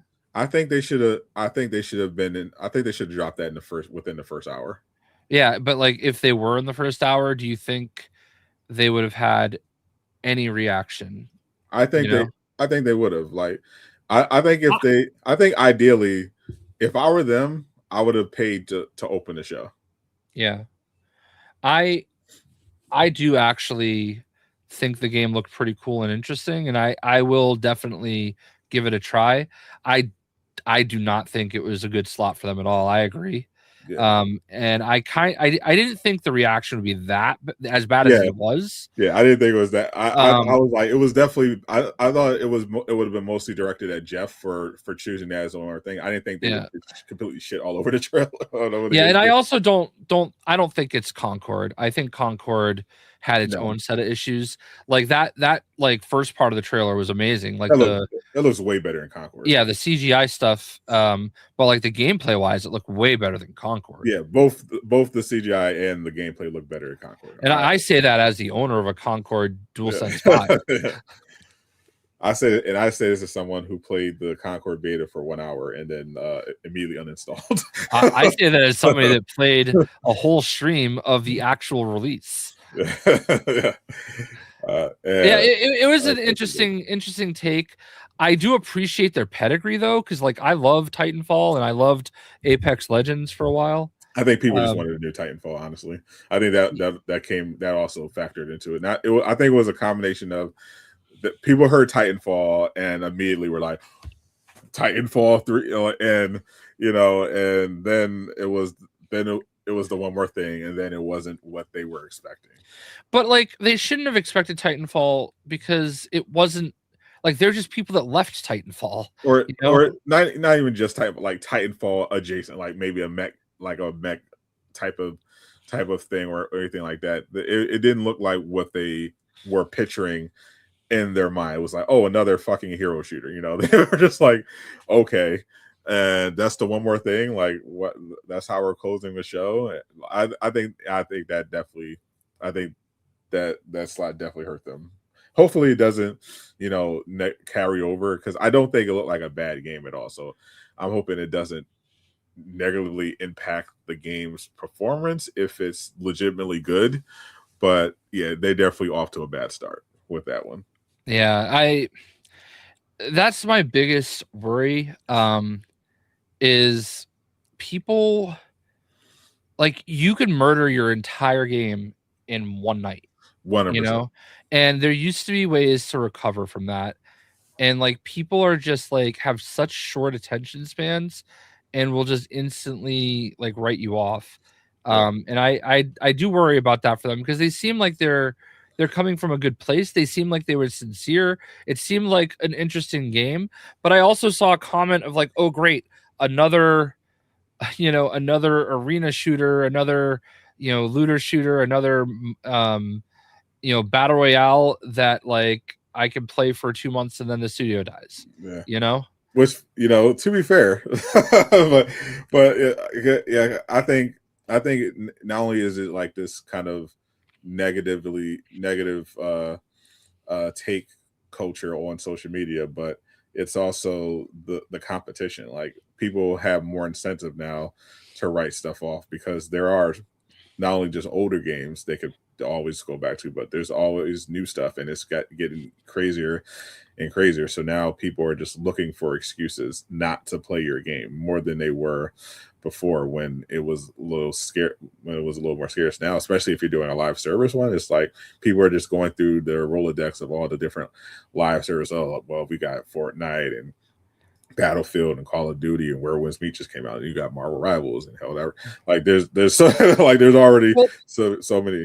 It's affected me, like Apex Legends. I love Apex Legends. I actually would rather play Apex Legends than Fortnite, but I feel like more people want to play Fortnite, and I can't keep up with that battle pass, and especially because the way that Apex does their like events and whatever, their collection events, and you end up spending like close to $200 to get the thing that you want, and it's like, I just don't want to do that. No, Geo, I think Apex Legends is way more fun than Fortnite. Like, I genuinely love playing it. Valkyrie was my main. I loved Valkyrie, which is why I think why I wasn't that worried about Erica being what was it? I already forgot her name. Atsu. There we go. Yeah, right. But my game of the year, I can't remember the character's name, but it's tough. Like, there's only so much time in the day. There's only like so much money I have to spend on these games, like I couldn't keep up with it anymore. So I'm like, I can't play halfway, you know what I mean? Yeah. So I'm just out on Apex Legends. I've like, I haven't touched Helldivers, like, because I've been consumed with like trying to finish, like because I was like making a point because of how packed 2026 is. I was like, okay, I gotta finish. I still got to do my rival stuff, but I gotta finish Clair Obscur, and I want to finish Yote. So I had to put some stuff on the back burner, because like currently my 2K, because we're in basketball season, so I'll hop on 2K for like a quick fix for a live service slop. But I want to eventually try Where Winds Meet now that I re-downloaded it. So it's a lot, and that can negatively affect you if your game, not only does your game have to like be legitimately good and stand out in some way, but it also has to avoid stepping on landmines, which unfortunately they did by having their reveal trailer be the closer of what was already a pretty great Game Awards. I mean, like all those big reveals, Control Resident, two Resident Evil 9, 2 Tomb Raiders, Fate of the Republic, a Star Wars racing game. That Badger game looked amazing. The new Larian game, and then the finale is some fucking medieval hero shooter bullshit. It's like, what? It's like what is this? Yeah, I kept hoping as the trailer went on, they were going to show me that it was at least like some kind of RPG or but it was not. No, it was just you did not like that Badger. I thought that Badger game was kind of cute. Actually, I thought it looked fun. I thought it looks insane. I think Gabe said a game. What was that game that Gabe said? With the guy from Eternals. It's like kind of like a Yakuza game. Oh, the big guy. Yeah.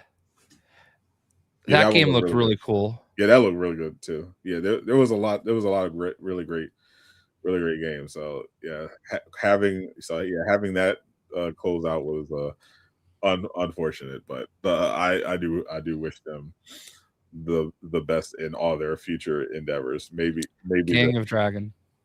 Maybe they'll be able to recover from this, but it's not looking. It wasn't looking good. But I think the one thing that consumed my attention more so this weekend was the Diddy documentary. We got 50 Cent dropped a documentary on the Diddler, and I'm glad my cousin texted me about this, because I had been like putting it off because I was watching some anime, but then he showed me the clip of Diddy saying that he can only compare himself to Jesus Christ, the Son of God. And I was like, okay, I have to watch. I was like, all right, I have to watch this. And holy shit, what an incredible doc. But also, man, the stuff that they're alleging, that seems like basically it seemed very much to me like the court case, whatever, but it seems like he essentially not only started the entire East Coast, West Coast thing, but he allegedly had Tupac Netflix eliminated, and his irresponsibleness, his ego, got Biggie taken out.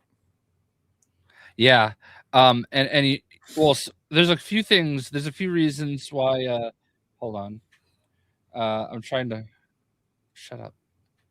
Damn it! I'm trying to pull it. All right, here we go. I was trying to pull it up to show it on Netflix. Yeah, there was a bidding war for this documentary that Netflix ended up winning. Yeah, so here's what happened, okay? And it's why I believe everything that they said in the documentary, okay? Number one, the things that we found out are that Diddy is cheap. Yep. He will write these deals to underhand everybody he signs. Yep. To control them. He won't pay them. Yep. And number two, he's just a terrible human being. So the reason that we know this is true is how 50 Cent got all this footage. All of this footage was being recorded for Puff Daddy, okay? Yep. For Sean Combs. He was the one making this documentary. And then when he got sent to prison, he said, fuck you, I'm not paying you. And dude turned around, went right to 50 Cent. And he's like, Yep, that's how this documentary happened. Okay. And the king of petty, I have nothing. First of all, I've heard about how 50 Cent handles his son, who apparently was suing him for to basically keep bankrolling him. And 50 cut him off and was like, no, this is my money, not your money. You go earn your money. You want to do something, I'll support you, but I'm not paying you to sit around and do nothing. That was the first time I found respect for him. Very but much. The king of petty, I think he only did one big interview for press, and he did it with ABC, and he said he chose ABC because he knows that's the only channel they show in the prison that 50 Cent or that Diddy is in. He purposely chose to do that interview because he knew that they showed that show in prison, specifically, and he wanted him to know that he did it. You know what I mean? I aspire to this level of pettiness. Exactly. I appreciate that level of petty. Man, I think it was really brutal watching some of those jurors get interviewed in the last episode. And they're getting cooked online. Yeah, I don't understand. Obviously the defense or the prosecution was part of picking them, So like they shoulder some of the blame, but I don't know how some of those people get through the screening. 100%. Like it was clearly the guy sounded like he got paid off, and the woman was clearly a huge fan of like she kept referencing making the band and all, and she kept smiling. She knew way too much. Yeah, she was talking about she was exchanging like looks and stuff like that, and I'm like, bro, like how do you let her on the juror? Yeah, I don't buy any of it. At least they like convicted him of something and got 50 months. But I think there is a lot of litigation in his future. I think they said there was like still 78 pending civil cases. Yeah. So and I want more criminal. You know what I mean? Like 50 months ain't enough. You know, he needs to stay in there. Well, 50 definitely cooked his reputation because I think one of the craziest things that come out in that documentary was the revelation that he apparently charged Biggie for his own funeral. Yeah, which was fucking insane. While this man has all this money and he's sitting there crying. He's sitting there on there talking about how Biggie was his best friend and how much Biggie meant to him, while at the same time he charged the estate for its own funeral just so he can write it off on his taxes. What an absolute dumpster of a human being. Like very briefly, like barely. Kanye he has like, I think he's literally in there for like 5 seconds. Yeah. It's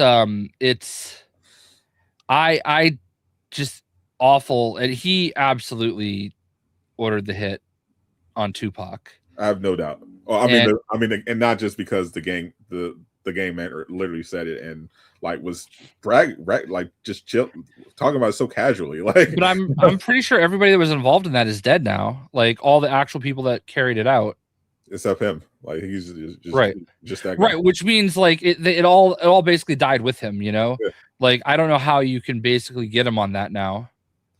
Yeah. He's currently. Yeah, they say he was currently on trial for Tupac's murder, and he was like, and he's saying that he did the profession under duress. Not that it wasn't true, but he's saying he was under duress when he said. He sounded really calm when he was kind of really chill when he was talking about how him and his boys, took out Pac and then went drinking at the hotel afterwards. Yeah, I believe it completely. Another thing that I saw that I don't think made it in the documentary, I didn't really know who Nipsey Hussle was until he unfortunately got murdered. Rest in power, Nip. Yeah, but I saw a clip of him like in the studio with Diddy, and I don't know who was performing or who was recording. He just happened to be there, and after like a take, like they're all cheering, and Nipsey was like clapping pretty hard and everything. And Diddy turned around, looked at him, and told him to shut the fuck up. And apparently Nipsey put his hand on his shoulder and smiled and clapped louder. Like basically he was unshooketh by the thing. Yeah, Nipsey is not that guy. That's not a guy you talk to like. Yeah, like honestly, like the only thing I know is that like Isaiah Thomas, I've followed him since he was in Boston, and like he like tweets at him like every morning, basically. Yeah. Like, I think he like says top of the top or something and tags him like every morning. So like, I mean, I've become familiar with who he was. And actually when I was in LA once, I think I saw like a mural of him. He was very well beloved in LA. Yeah. Yeah. So, but I just saw that clip and I was like, oh yeah. I mean, some people, but like the reason I bring it up is because they keep talking about how he was just he was white privilege, basically, like he grew up not with no struggle, he grew up in going to some struggle, like but I mean he was in terms of being the early part, they framed it as like, okay, he definitely wasn't a street guy though, right? Though apparently his dad was like because his dad apparently was a drug kingpin kind of guy that got eliminated, left him some money, but his mom still worked a lot of jobs and had some connections to the street. But he didn't grow up in the projects or anything like that. But she allegedly did beat him, like badly. So that was also well. I mean, I don't think that's very street. no. What do I know? I've seen enough. I've seen other documentaries about like the beef between Tupac and Biggie. So like I was familiar with a lot of that that part of the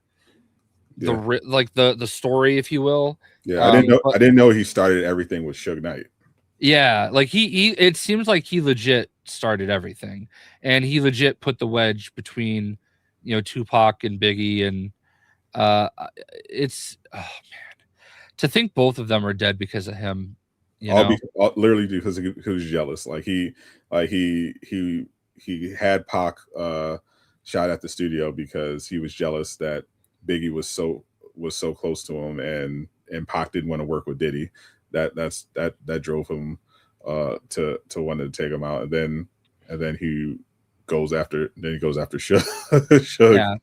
I mean, Tupac is like my favorite rapper of all time. I still remember waking up that next morning and watching, like, I had a TV in my bedroom and just this little box TV. I had my Sega Genesis connected to it, and I was able to get a few channels and whatever. And I just remember putting it on MTV News, and Kurt Loder came in, and I will never forget that morning waking up and finding out Tupac died. Like, never forget it. Like, I still remember how our room looked, where my TV was, like how everything was set up. I was literally laying on my floor looking at the TV. I don't even remember why, but like I remember, it's like just such a vivid memory for me. I don't remember. So I don't remember it because I was too young. So, yeah. So. I think I was like, I think it was like 7th or 8th grade for me. Yeah, I was in like maybe 3rd grade. It makes sense. Maybe like, yeah, I was a little kid. Like I didn't really listen to Pac. Like we were like when I was in the 90s when I was old enough to actually listen to music, I was listening to like Lauryn Hill and the Fugees, Run DMC, little Bone Thugs and Harmony. I didn't really get into Tupac and Biggie until later on. So I remember hearing Tupac die, but it like didn't really resonate with me. But I did the first celebrity death that did for me was Aaliyah. That I remember that one. Like I was old enough. I was a big fan of Aaliyah, and I was in my uncle's apartment.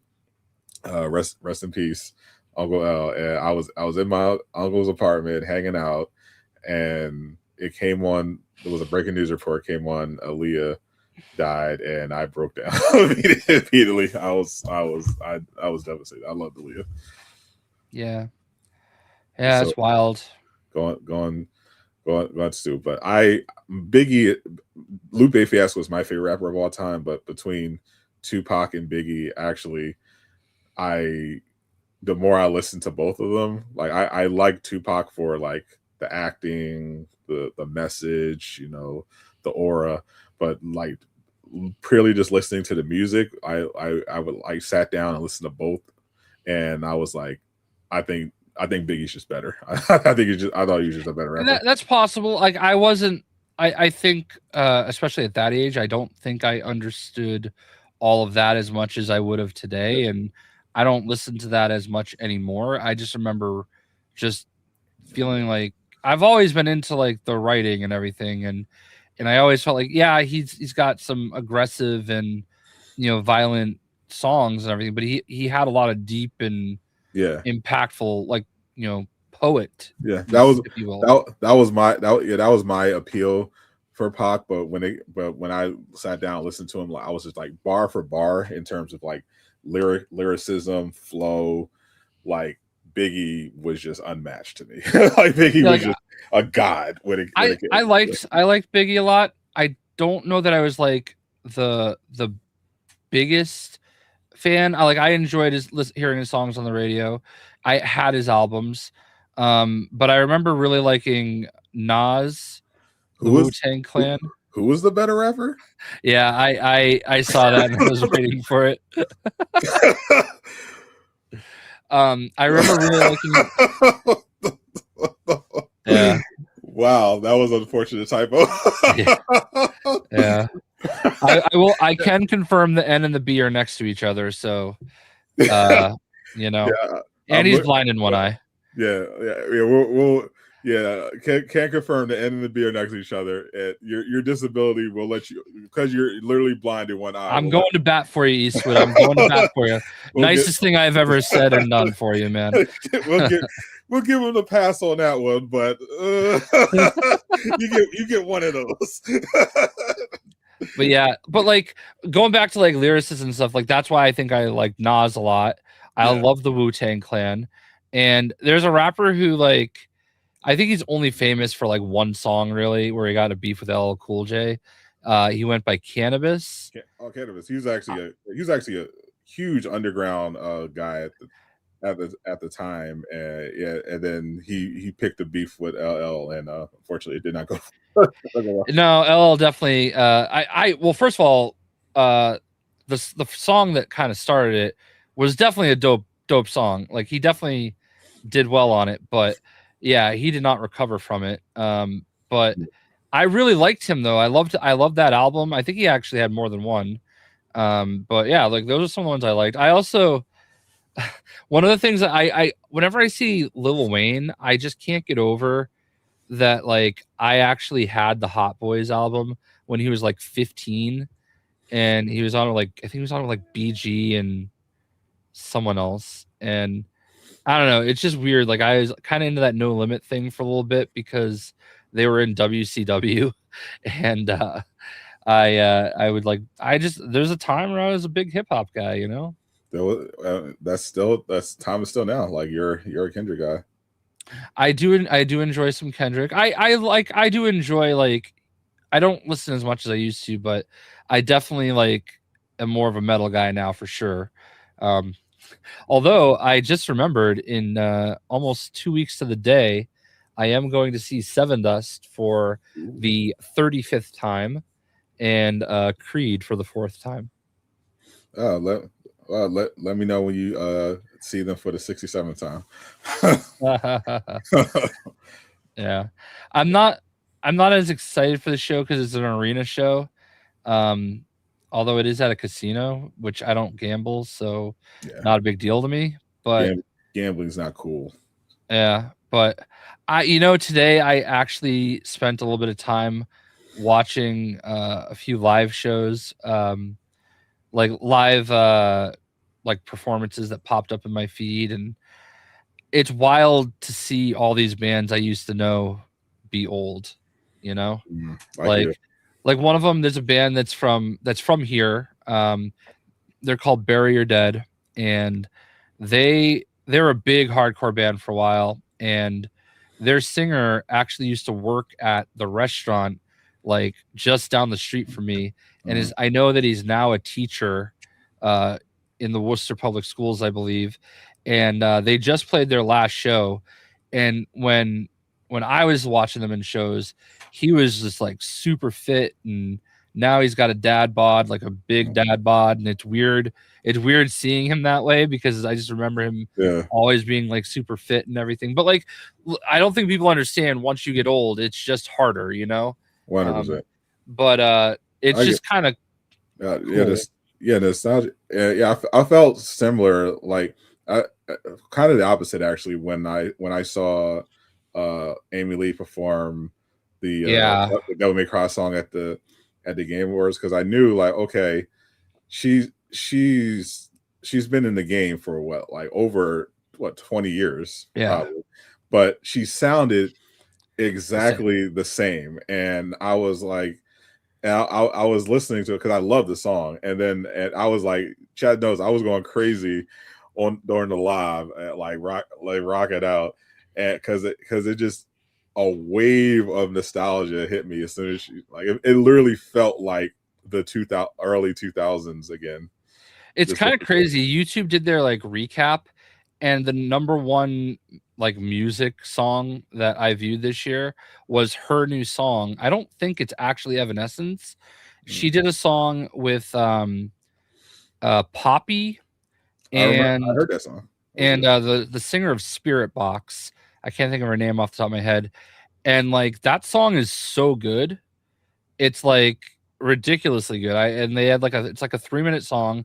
They did a video for it, and I definitely watched that a bunch of times. I was never like, obviously everybody loves Bring Me to Life, you know, but like I was never a big Evanescence fan per se. I like that song, and actually the guy that's on that song with her was in a band called 12 Stone, and I actually liked them more than Evanescence, and they never went on to do anything.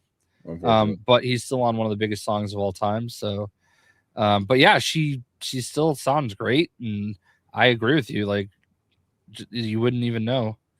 Yeah, but it is weird seeing people that I saw a lot and knew a little bit, like getting older, you know, like that I haven't seen him in a while, and now I'm seeing him again. I'm like, oh man, we all got old, you know. Yeah. Yeah, it can be glaring. Like some artists like just don't age, but others like you'll just look at like, oh shit, it really has been 30 years. So yeah, the only band I ever had lunch with was Avenged Sevenfold. We after one of their shows, actually they played a show.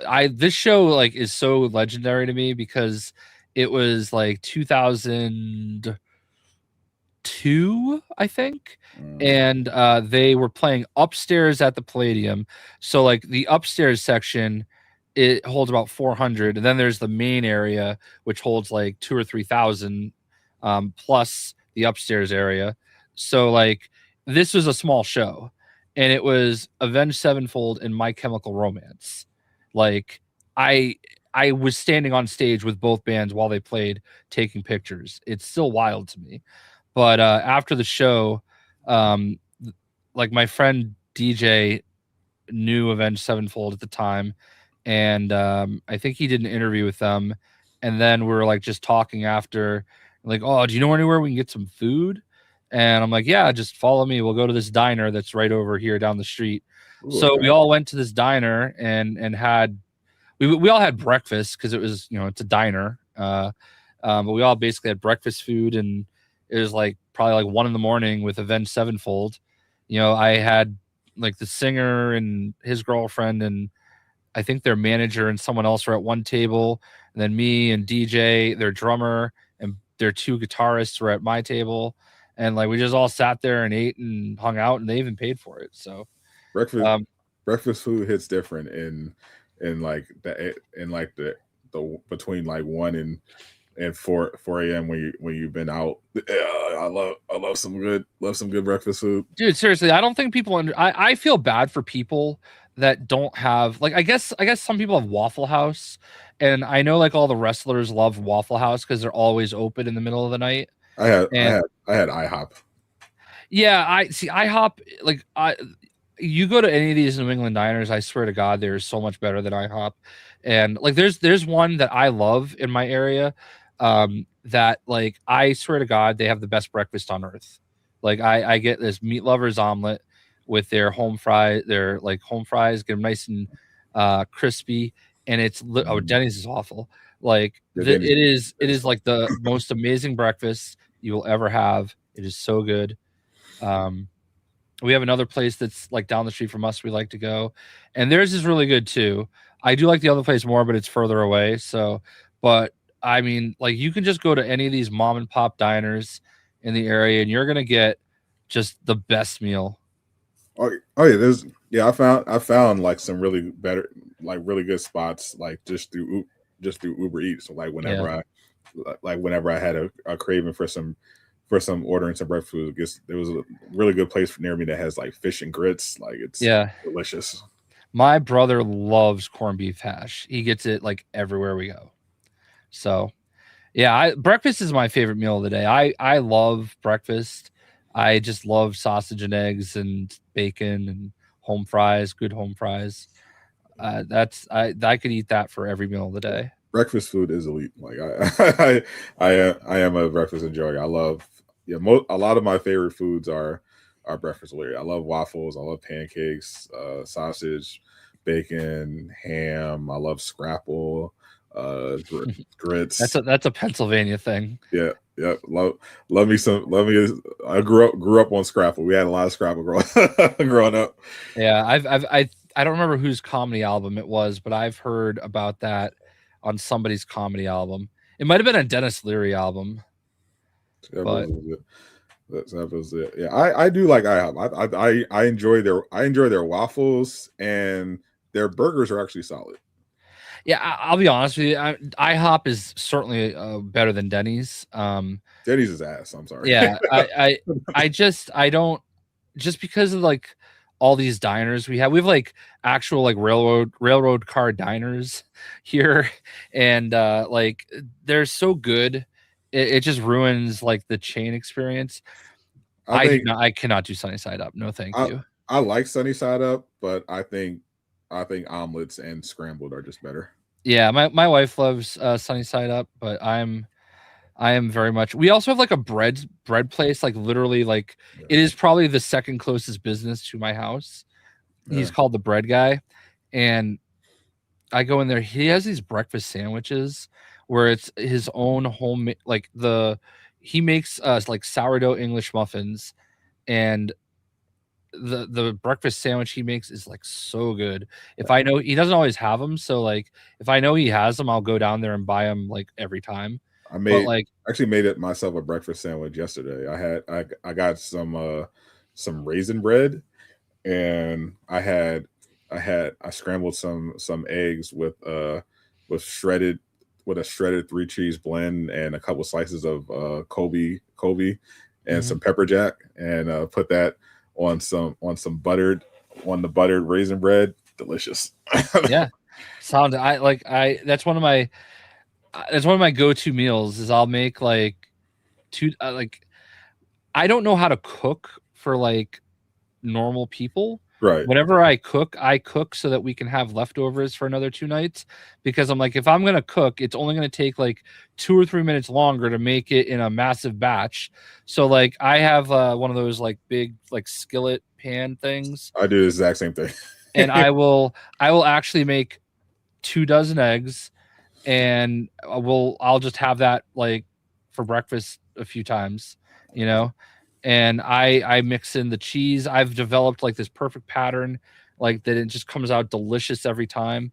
And it was different when my brother was here. Like we would go through it faster, but yeah, I don't like making bacon anymore, but I watch a lot of videos.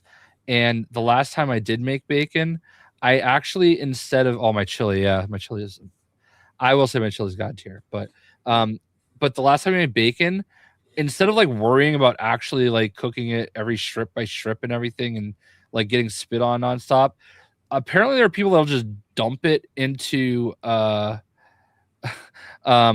just dump it into like a pot, throw the lid on it, and just let it sit there, and it actually comes out great. Yeah. I mean, I don't eat it all at once, but like I said, like anytime I cook anything, I don't know. Like when I cook chili, I cook enough chili to serve an entire chili cook-off every time, because that's the only way I know how to make it.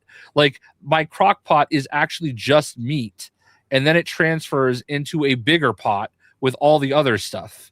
Like that's the trick though, is I do all the meat kind of by itself with all the spices and, you know, just everything. And I don't just do hamburger or like beef. I'll actually include a few other things like chorizo and hot sausage and unicorn. Jay loves unicorn meat. Well, that was one of the tricks. That was one of the tricks that I discovered in my first chili cook-off, because you always had to have your ingredients listed. And the first time I think I used bacon, and we put a little bit of brown sugar in it, and people just kept talking about that. Like, wait, bacon and brown sugar? Oh, I could taste it now. And so like I always you know what? This time we're getting bison, but I'm only going to put like one small package of bison. It's going to be mostly everything else, but it's going to say bison, and people are going to like be like, "Oh, you have bison." You know what I mean? I do enjoy little bison every once in a while. Do you have a Montana Ted's around you? I don't think so. It's a big chain. I know I went to it for the first time in Florida, but we actually have one up here too. Or it's like Ted's Montana Grill or something. I don't think so. They actually serve bison burgers. No, I don't know if I have that in my area, but I do have some stores, some specialty stores that sell bison in the area. It's like a leaner meat, and it's very tasty. Yeah. I think my wife and I on like our third ever date went to like Ted's Montana Grill. So, oh, that's sweet. Yeah, I just felt experimental one day, and I got some bison and wild boar, and was like, and some venison. It was like, let me go crazy. We definitely had a lot of venison growing up. My dad loved going hunting, and we used to have like he'd make a venison stew, and it was so good. But yeah, so chili and my patented breakfast are some of the few things that I can make pretty well. One time I did make my own pasta sauce one time recently, and I thought that came out really good. Yeah, I haven't had the urge to do any crazy experiments in a while. Like I think my last big investment was recreating that grilled cheese sandwich I saw on Diners Dives on Food Network. Yeah, which was like a $50 sandwich. that bread guy, he makes he specializes in sourdough breads, and he has like a garlic cheese bread kind of thing, and it's not cheap, because he makes everything in house and it's all homemade for him, and so like, and it's fresh and it doesn't have any of those preservatives. So like when I get it, I have to use it like right away. You got like 3 or 4 days out of it before it starts going hard. So I love getting it though, and like making grilled cheeses with that, because like that bread is so good and it's got the cheese kind of baked into it too. I hate what they. I always gotta check the ingredients, but like I don't buy bread often. But when I got mine, I was making sure I get like the healthiest bread possible when I made my sandwiches the other day, and I was going through some of the bread in the app on the grocery store. I'm looking at the ingredients. I'm like, why the fuck is there high fructose corn syrup in this bread? Yeah. The fuck? Yeah, we do end up spending more money when we go to the bread guy, but I mean yeah, because it's local and he's a good dude, and like he doesn't have many employees, but a lot of them are like, special needs. Not like they're definitely like high functioning, like special needs, young adults. And I just appreciate the work he does, and he makes like these fruit pockets, and they're just so good. I usually get a few of those, and you should do a food review and go with stuff that you got for there. Yeah, do it in your car like all the other food bloggers. Yeah, I don't know if I could ever really do that. I think I'm too self-conscious. I love watching those. Like they're so good.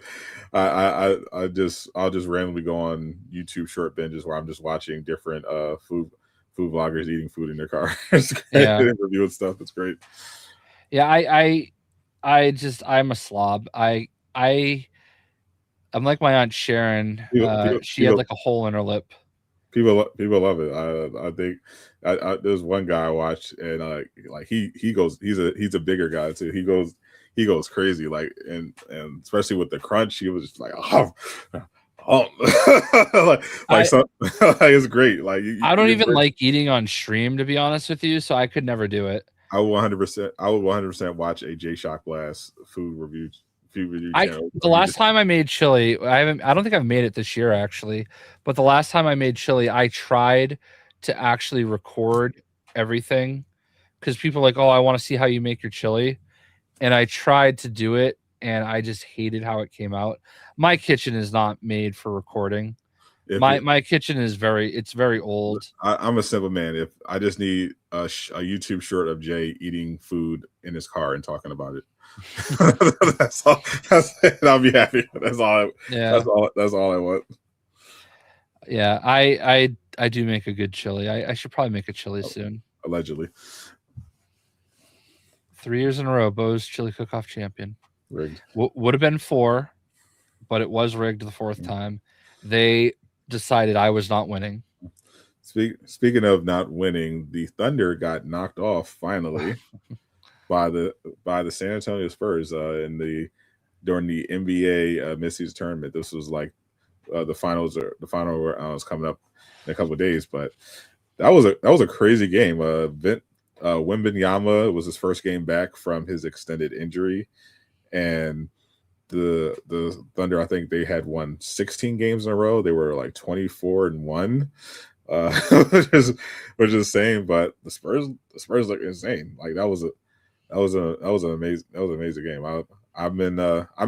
But I really enjoyed the Amazon. This was my first time sitting through like a full game on Amazon Prime, and I was like getting to know some of the features, and I really like not only is the broadcast itself good, like the commentary is actually informative, but the app has some cool different features. Like you can actually look at key plays and like scroll through, and it'll go down like a playlist of like the key plays from the game. Obviously they have the betting stuff built in there, but I think it's really nice. I've only watched football stuff there. I just had a Street Fighter movie thing pop up. Those guys were partying together all day. They took one big Hummer limo together, and they posted the wildest video. I don't know. I guess we can watch it. Let me see if I can get it up here. Can I complain about Coach probably? Oh yeah, the new coach they got for the Spurs is really good. Yeah. Also share audio system. Of course it won't do it. Why will the browser never work? Share screen window. Yeah, I have to share it twice after the update. Browser can't access your screen. Try capturing a different screen. I always get that no matter what I do. I never get that. I just always get it. Also share audio. Hold on. Let's see. Chrome tab. All right. Share. All right. Here we go. You should be able to hear this. Street Fighter takeover! What's up, y'all? I'm out here trying to get a ride. Hummer limos are definitely. It's a Hummer. Nobody knows. Let's get your face up, baby. Street Fighter, baby. We're heading to the Game Awards right now. I broke the window. Perfect.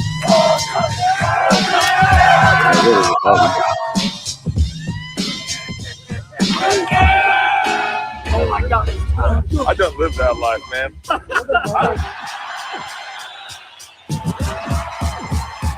I had the distinct pleasure of kicking half these guys in the face. Legally, on camera. And the Game Award goes to... This was unbelievable. The Game Awards has one of the coolest crowds I've ever been in front of, and the fact that we kick-started Street Fighter just now. Hey, yo, that's the end of the day. Street Fighter Dance Game Awards content. That's a wrap. I thought that was kind of cool. Nothing says fuck the environment like a Hummer limo. Right. That guy Noah Centino or whatever his last name is, he was actually supposed to be He-Man for a while. Oh, really? Yeah. And whoever they got to be Zangief is perfect. That dude's a monster. Yeah, FS. Yeah, Noah's was like the Hollywood guy after his he blew up off those Netflix romantic comedies. Yeah, they went with somebody else for He-Man though. But anyway, I don't know, man. I thought that was kind of cool. Sorry, I didn't mean to like interrupt. It just popped up in my feed, and I didn't mean to interrupt your basketball talk. Yeah, not a good segue. Are people like I'm not trying to get too caught up in it. Like I don't expect anything, but like Celtics are kind of feeling it right now. Had some pretty big wins lately. Jalen's having, when he's not like marking up people's jerseys, he's having a good year, like a really good year. Yeah. I'm wondering if the Celtics are happy about that or annoyed, because it feels like they were planning on being horrible, getting a top draft pick, kind of doing like what the Warriors did, where the Warriors had that one year where everyone got hurt and they ended up getting the number one pick. I don't feel that way. I don't feel like Brad Stevens operates that way. I don't feel like Joe I can't think of his last name. Our coach operates that way. I have a hard time thinking they built that roster with the intent of competing. I think their priority was just like, we gotta save. Jason Tatum's hurt. We're not winning a championship. We gotta save some money. Well, they were up against that massive threshold, so obviously we knew that it was gonna get stripped down. I think they just did the best they could. And we're just gonna go with whatever they got. I think it's because the combination of a team that's shoots 63s a game, combined with the fact that the East is more ass than they thought it would be. And that may be the case, but I mean, Jordan Walsh is really becoming a player. The kid we drafted in the first round this year, Hugo, like I'm not saying he's a star, but like he hustles. Like they play hard, and I think they're going to end up trading Simon at some point. He's playing pretty well. Minot, that kid we got from Toronto, he's been playing really good. Keita is like, a lot of these guys are actually developing. I'm not trying to put too much hope into it. And Tatum I think he's going to play this year. So I mean, if we just get in the playoffs, I don't think we're going to win, but I think we've got competitive team. We definitely can't beat Oklahoma City. Oh, of course. Like in four times. I don't think they're getting out of the East. Yeah, I'm just saying, like, even if we did, I don't think like we got a shot.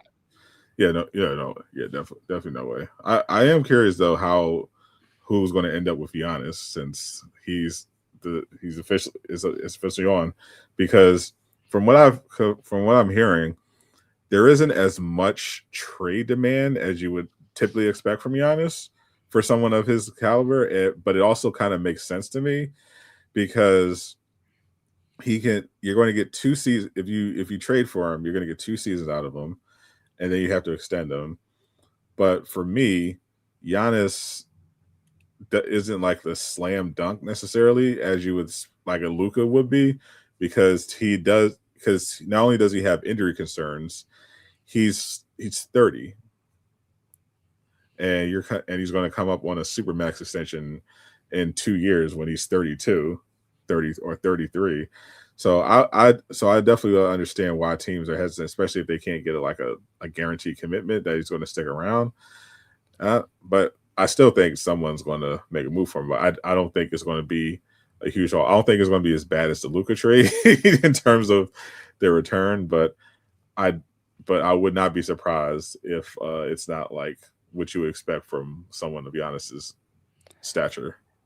Yeah, I don't know. I feel like I keep seeing Miami linked to him the most, and I keep seeing like, oh, this is the offer they could put together. I'm like, why would Milwaukee ever do that? It's not a great offer, but I think it comes down to what they know they have to make the trade at some sooner rather than later. But if there aren't really other options on the table, that's the question.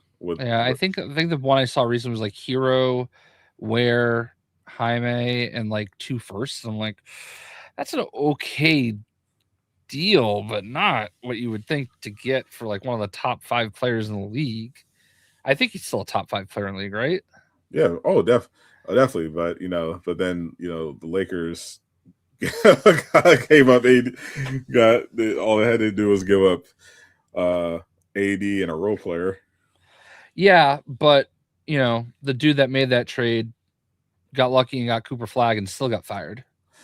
Yeah, and well deserved. But yeah, the strange things can happen in the NBA, and we know that there are teams that can make crazy offers, but it's like would they, like, if I'm the Spurs, I'm not giving up Dylan Harper or Stephen Castle.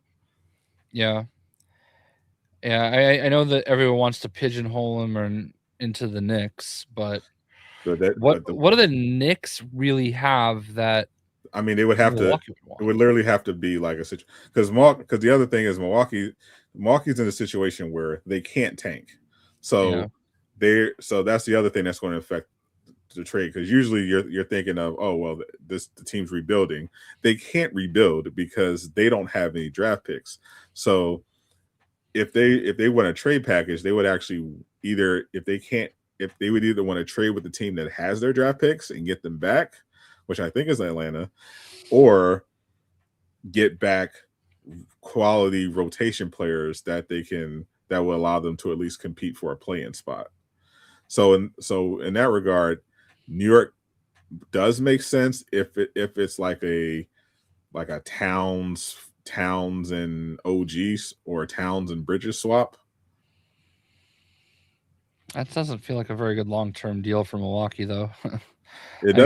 Towns is definitely not what he was. He's still a solid player for sure, yeah.